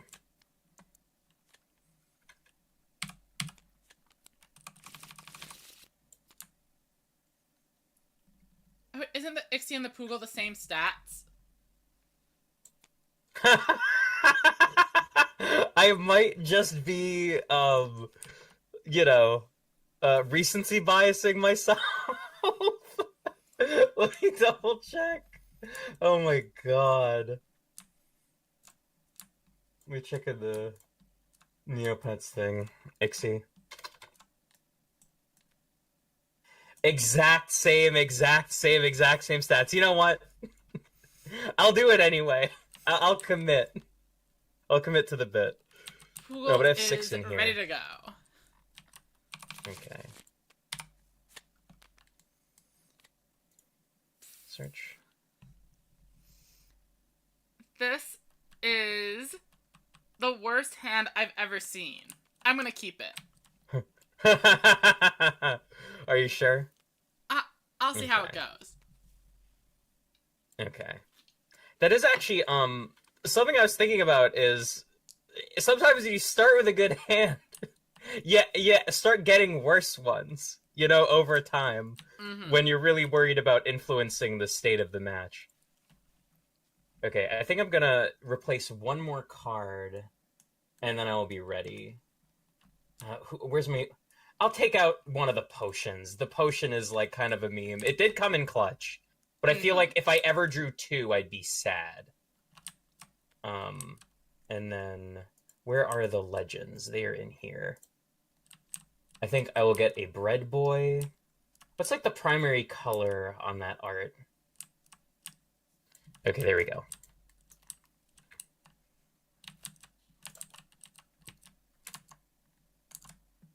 Okay, so are you going to roll to see who goes first, or because I lost, am I going to go first? Or choose you can pick. Turn order? Okay, I think I will go first. 1, 2, 3, 4, 5. So if I mulligan, is it all or nothing? Correct. Did it go to the bottom of the deck? You shuffle. Okay. I will mulligan. No Codestone? None.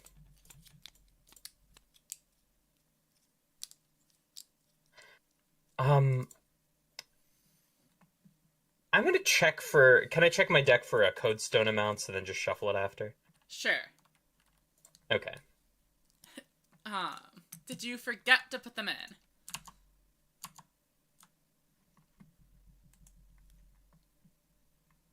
Nope. No, just really unlucky. That's fair. That happens. It happens. It happens. Let's see. Okay, let me look at my hand and think about the Neopet.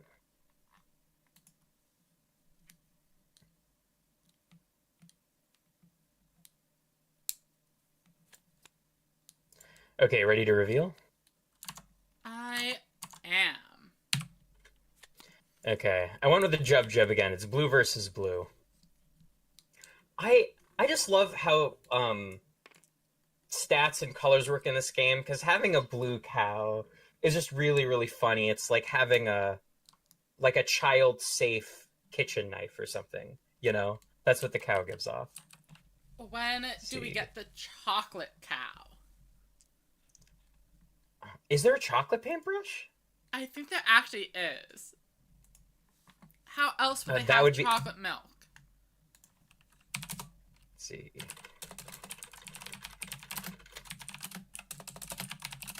There are at least a couple that are close.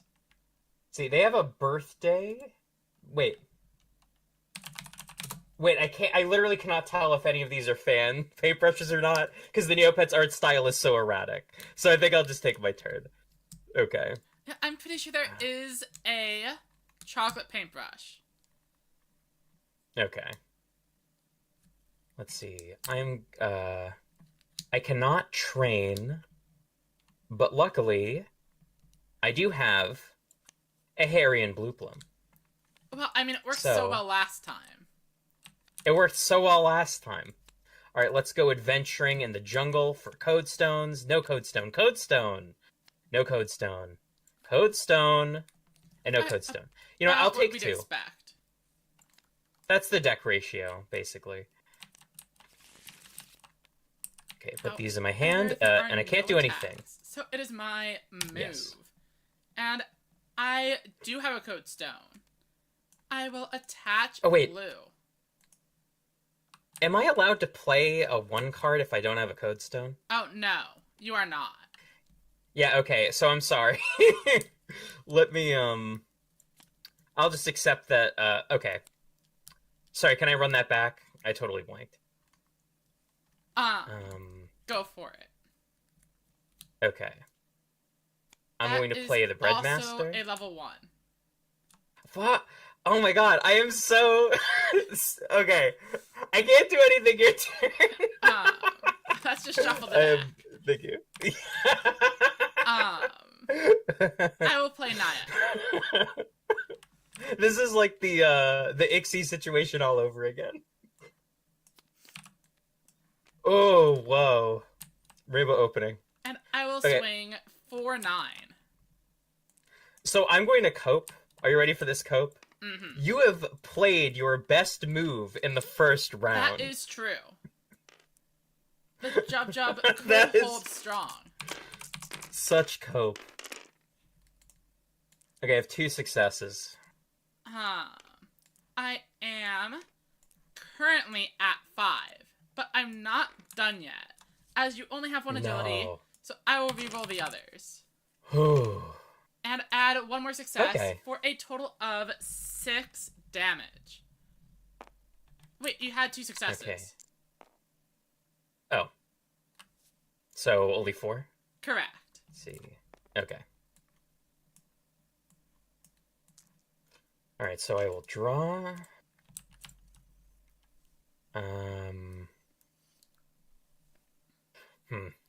thinking maybe, in my stat-centric strategy, maybe bumping it up to 16 code stones next time would be good.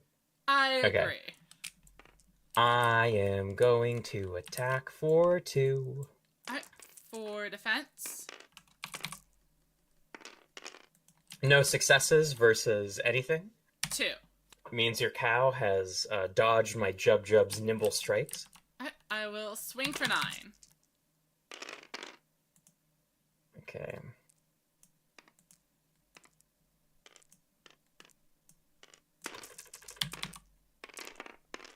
Seven success.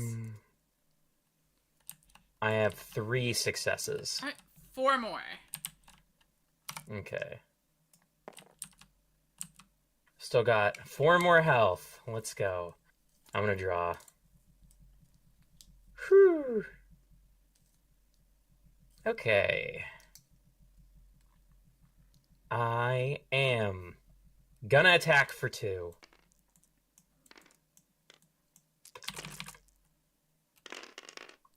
I have 1 success. 3. No. I will attack for 9. No. Okay. Let me roll all these again. 1, 2, 3, 4, 5, 6. Okay, I have 3 successes. 7 for 4 more damage, knocking out the Jub. Okay. Alright. Well, luckily, I baited your Aisha. And now you're completely offenseless. This is actually true. My hand is pretty bad. So bad, in fact, I might be deploying Jub. Huh. Okay, so here's the tricky thing. If you have a Jub, what do I go into? You know? Because, like, how much agility does it have?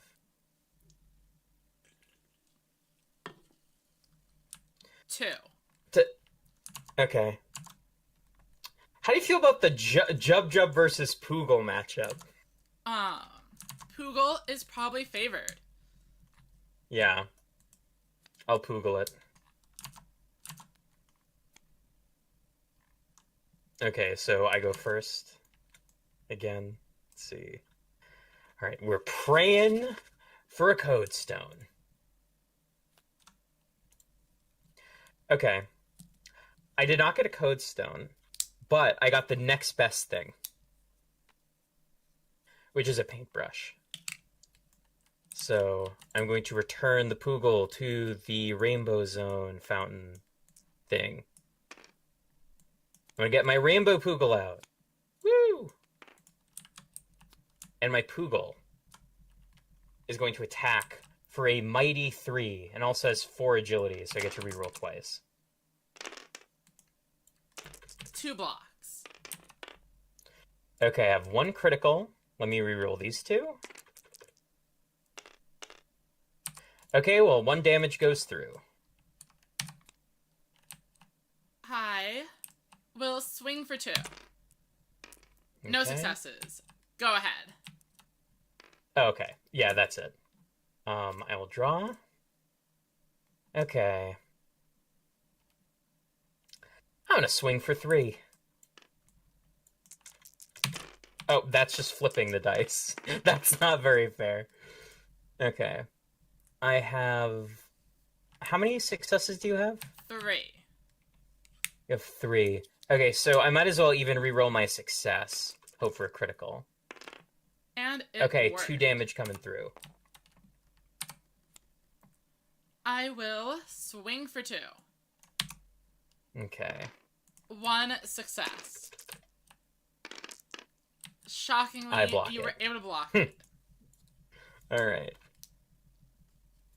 You know, this is giving me real, Chansey vibes in the Pokemon TCG on Game Boy. Correct. Okay.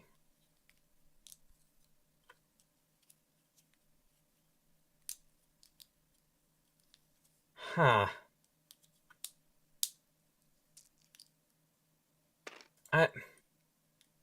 So I can't train again. I have a play which, like, would feel bad, but I think, like, I have to? No, okay. Okay, I think I have to hold on to everything forever. And I'm going to attack for 3. 2 block. Okay, and I'm going to reroll the 2 that are not criticals. Alright, And 2 damage goes through. I draw and swing. No successes. Okay, so that's it. I draw. Let's see. Oh, the first code stone of the round, baby. It's all thanks to wonderful deck construction. So, like, the only play that makes sense in any universe is is there a hand limit? No. Okay. I'm gonna play Harry and Blooplam. Reveal the top 5 cards. This is a great play. Okay, we're searching in the jungle. I see 1 code stone, 2 code stone. I see 2 code stones. So I'm gonna put the Tai key and the Ko in my hand. I'm gonna put the rest of these in the bottom of my deck in any order. So I suppose that I'll probably search for those 2 when I need them. So I don't think either of us are reaching the bottom of the deck. that's fair. We're gonna shuffle anyway. So I'm gonna attack for 3. 3 successes. Okay, I'm going to re-roll the 2 that are not criticals. 2 damage. Okay, 2 damage. I will... Do we got a code stone? swing. Aw. 2 criticals. Whoa! Whoa! Okay, so there's nothing I can do about that. Big damage from the Jubster. The Jub is generating value. What else can be said? Alright, so I'm gonna draw. Let's see.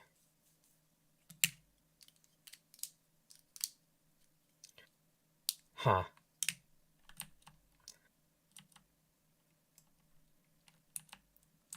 Yeah, it's kind of annoying now that I have all of these cards and now I can actually play them in a way. I know that's a very privileged thing to say, but like legitimately, it's just like, what do I do? I'm actually wondering how much you have 7 damage, so you have 5 health left, right? Correct. Okay. Have I played both of my Harrys? I've only played 1. Okay.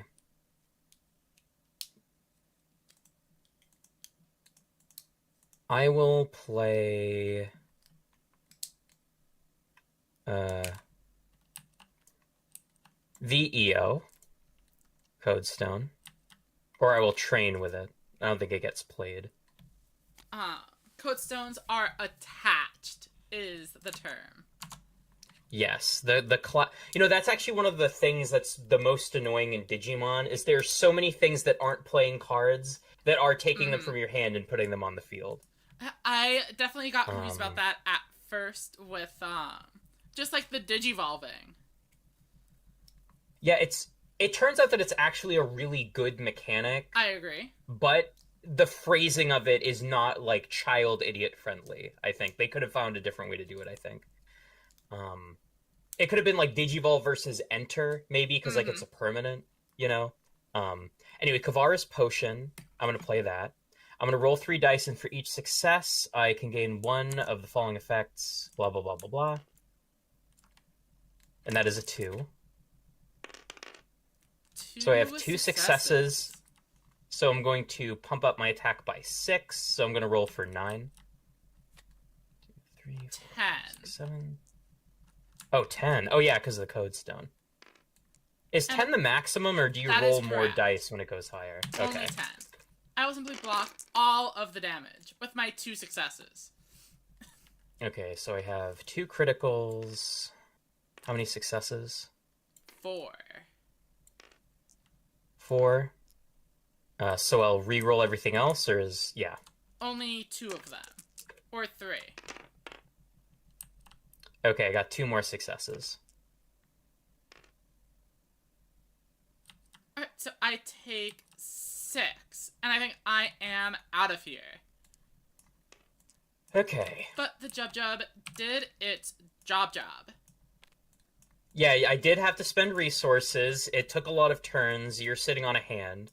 So I assume you may have been strategically not playing code stones in order to force me into a situation like this in which I expend resources perhaps unnecessarily to finish you off out of nervousness. Who would you like to field? It's actually kind of an interesting question. Because, like,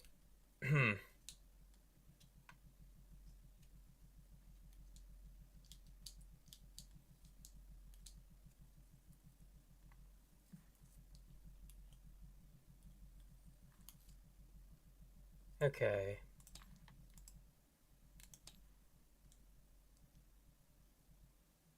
I think...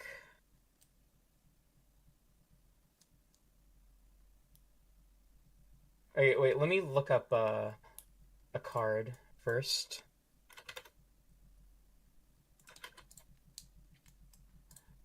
Sorry, now that it's tense, now it's for all the beans or whatever. That is true. Okay.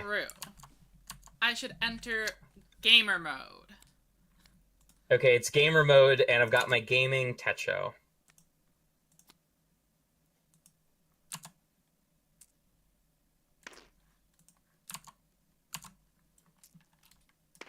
Techo. 452. Oh, it's techo? Okay. I will go with an equally low agility Pokemon. And by that I mean slightly higher. In Loop. I will draw a card and then immediately increase the gap by increasing the agility by 1. And then at level 1, I will play Harry and Blooplumm, revealing the top 5 cards of my deck and adding 3 code stones into my hand. Ooh. Unfortunately, I did have to give up a paintbrush there. But 3 code stones is a payoff. Swinging in for 4 dice. Okay. I have 3 successes. But I see you have plenty of blocks. So I will be re-rolling 2 dice in an attempt for additional criticals. Okay. I thought I had 2 crits. I don't know if I re-rolled or just didn't see it. But if I accidentally re-rolled it, that is my fault. 1 damage. Okay. We could time travel thanks to the wonders of tabletop sim, but that causes like weird problems sometimes, I guess. It does. Let's see. Okay, I'm going to draw. Let's see. I am going to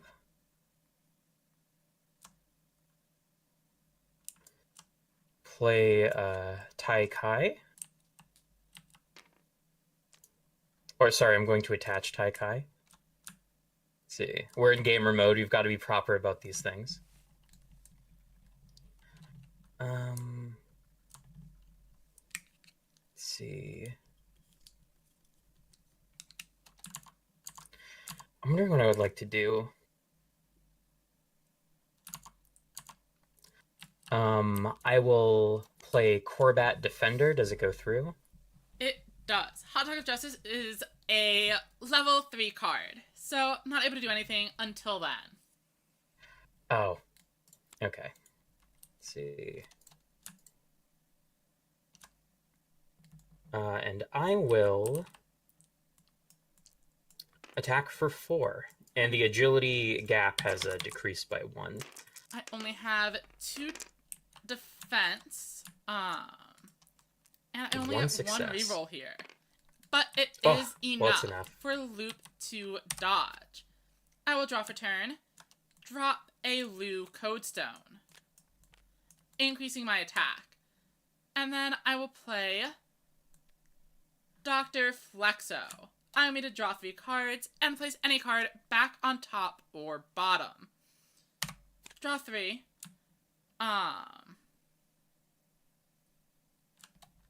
And I am in round 3. So we only need 3 code stones maximum. I think I might be able to just get rid of one from my hand. And I now have 5 attack. Ready to swing. Okay, I've got 5 defense. 3 successes plus a reroll. For the 4th I got 1 success. 3 damage. Tekko's 8 HP is halfway gone. Can I pull myself out of this horrific situation? Let's see. I think I can. So first I'm going to train with the EO Stone, bringing my attack up to 5.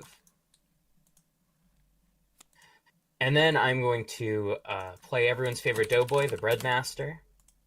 I'm going to shuffle 3 cards from my inventory to my deck. Do I have to show you those? No. Okay. Let's see.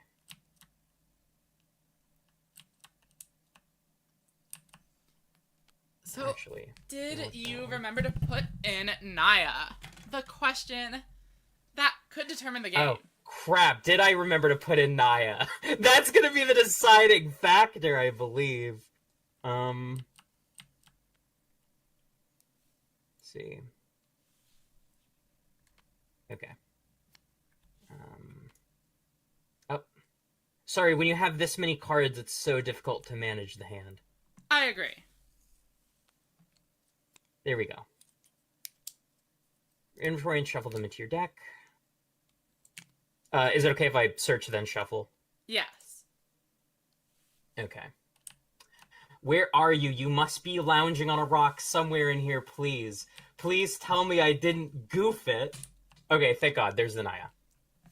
But did you remember to include the paintbrush? Okay. And is it the one Yes, I did. currently in the graveyard? There is one in my deck, thankfully. Okay. I put in 2.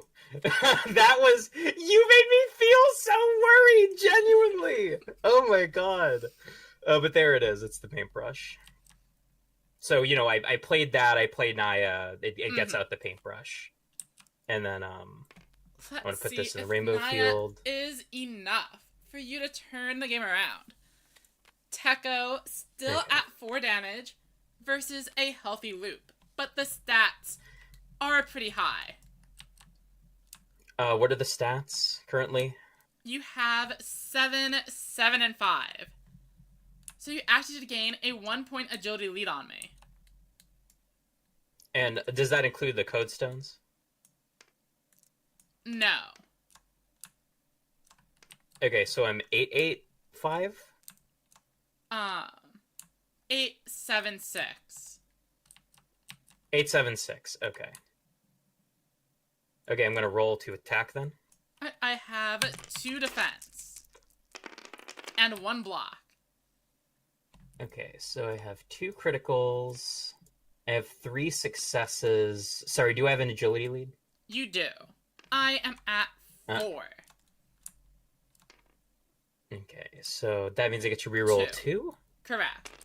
Okay, rerolling these 2. Alright, And it didn't do anything, so... 5 minus 1 success is only 4 damage. My move. That's only a third. And my Tekko isn't doing super hot or anything. So if you have a really gnarly play, this could be it. Increasing my agility with a Bree Codestone.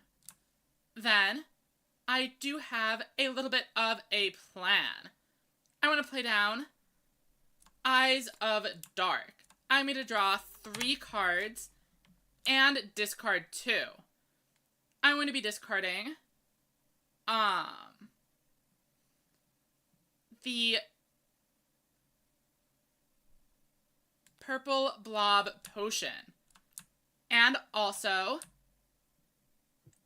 a Judora's Cursed Coin. Purple Blob Potion is going to deal 1 damage automatically to your Neopet, bringing it up to 5. Then, when Judora's Cursed Coin is discarded, it comes onto the battlefield and is able to negate all of your critical successes for one turn of my choosing. So you get to discard based on when it's appropriate. Correct. I'm at 5 attack, so I would like to swing in. And I have landed Ooh. 4 successes. So I'm at 7 defense. Correct. Okay. Sorry, it's hard for me to keep track when the card's so blurry. No problem. Okay. So I've got 1, 2, 3, and I'm gonna re-roll 2. You already have enough. Oh. 2 I already have enough? hits Okay. are bringing your Techo up to 7. 3 that's health scary. remaining. Go ahead. Okay. Okay, I'm going to draw. Let's see. I'm going But to no train... matter what you do, I'll finish the game next turn. No matter what I do... Oh, okay. So, this puts me in a really weird situation, like, within the probability. So, like... There is a universe, though it isn't very likely, where all of my dice become successes. True. But, like, I don't want criticals. Correct. Ugh. The cursed coin It's so... will make it nearly impossible for you to finish me off this turn. absolutely horrid. I am going to play Vera. That I'm going to target a is card in my what discard you and play think. it. For I possess No! the No! hot dog No! of justice, and I've reached That the was my third one level. hope! That was my one hope! No! What were you going to Okay, play? Breadmaster? I think I was Or going to the do the potion and pray for an insane high roll. I see. Okay, so... I guess I'm just going to roll 1, 2, 3, 4, 5, 6, 7. I'm going to roll 8. I will roll 2. With no successes. Okay, so I have 5 successes, and I can reroll 2. I'm at 5 agility. You are at 7. Correct. Oh! Oh! This stings so much! I got all of these. 1, 2, 3, 4, 5, 6, 7 damage. 7 Oh, and damage. 7 plus one of them is a 4 critical, but... is 11. I will go to 11 out of 12. I Don't draw say it with 4 such turns, relish! and then I will attach a code stone. Bring me to level 4. Okay. Now, you might be getting prepared to play the hot dog Yeah. of justice to negate my legend. But I will simply choose not to play a legend card this turn. Judora's Oh. Potion allows me to Whoa! discard Okay. 3 cards from my hand. And then inflict 1 point of damage for each one. Techo has 3 health remaining, knocking it out. No. Perfect 10. But I was afraid of the hot dog at that point. And it looks like I have been disconnected from the server. I'm guessing my internet blinked. But I was Yeah, I planning on think it calling it a blinked. day here anyway. Yeah, those are really fun games. I think. I agree.